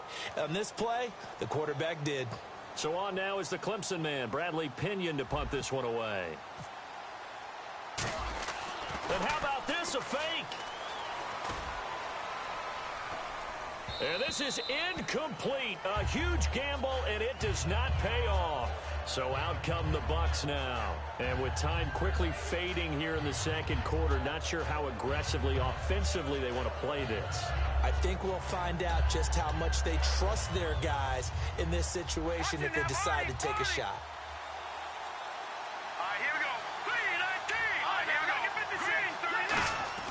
They go play action here on 1st down. And he'll be hit as he releases it, and that'll fall incomplete. When defenses get to the quarterback that quickly, a lot of times it's called a jailbreak. It wasn't quite that fast, but fast enough that he had no time to look downfield and set himself to throw the ball. And as he tried to do that, he was hit, and it forced an incompletion. Again on 2nd and 10, it's Elway. And he bats it away, and it falls down incomplete. He was looking to get it to Allen Hearns that time. And it's 3rd down. And they line up now for what will likely be the last play of the first half. Anytime a ball's thrown in the middle of the field and it's popped up in the air, I expect someone to catch. It doesn't matter whether it's offense or defense, because there's usually a great amount of bodies in that part of the field. In this case, no one came up with it. So we come upon halftime intermission here with the visiting Panthers taking the lead to the locker room. As we'll send you down to Orlando, where Larry Ridley has our EA Sports halftime report. Larry? Both teams appear ready for the fight ahead, and we resume action here in quarter number 3. Fielded about a yard deep. And the decision to bring it out is going to cost him about 7 yards all told, as he's taken down back shy of the 20. Out come the Panthers. They'll have it first on offense in the 3rd quarter. They have the lead now. They'll be looking for some separation here as we begin the 3rd quarter. I like the way you term that, because now I think they go a little bit deeper into their playbook. They like what they did in the first half. That worked okay. But in order to get the separation that you just talked about, change things up a little bit. Change your tendencies. Try and hit them a little bit more with some things they didn't see in the first half. Let's see if they do just that. 2nd down here after the incomplete pass.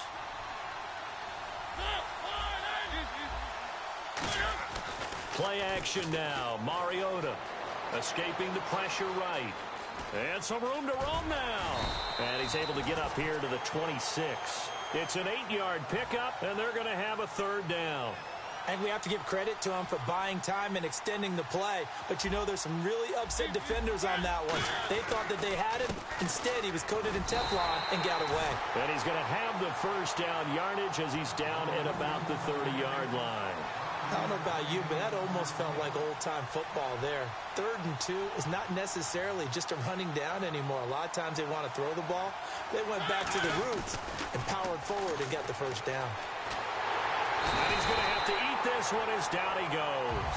The defense rising to the challenge and setting him back on the sack. Oh, my goodness. Was that a defensive back that got to him with the pressure?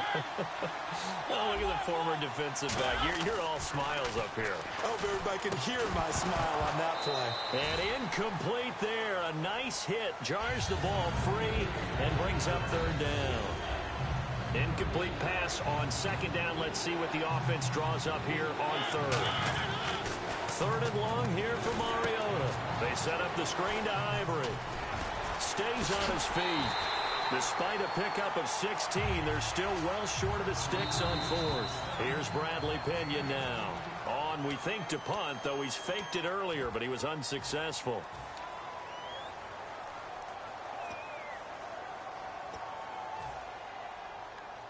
And they're going to at least line up to go for it here on 4th down. They're indeed going. It's Mariota. He's going to hit his man out of the backfield, complete. And he's going to have a first down as he's brought down at the 44-yard line. 11 yards on the pickup, and on 4th down, they're able to convert and move the sticks.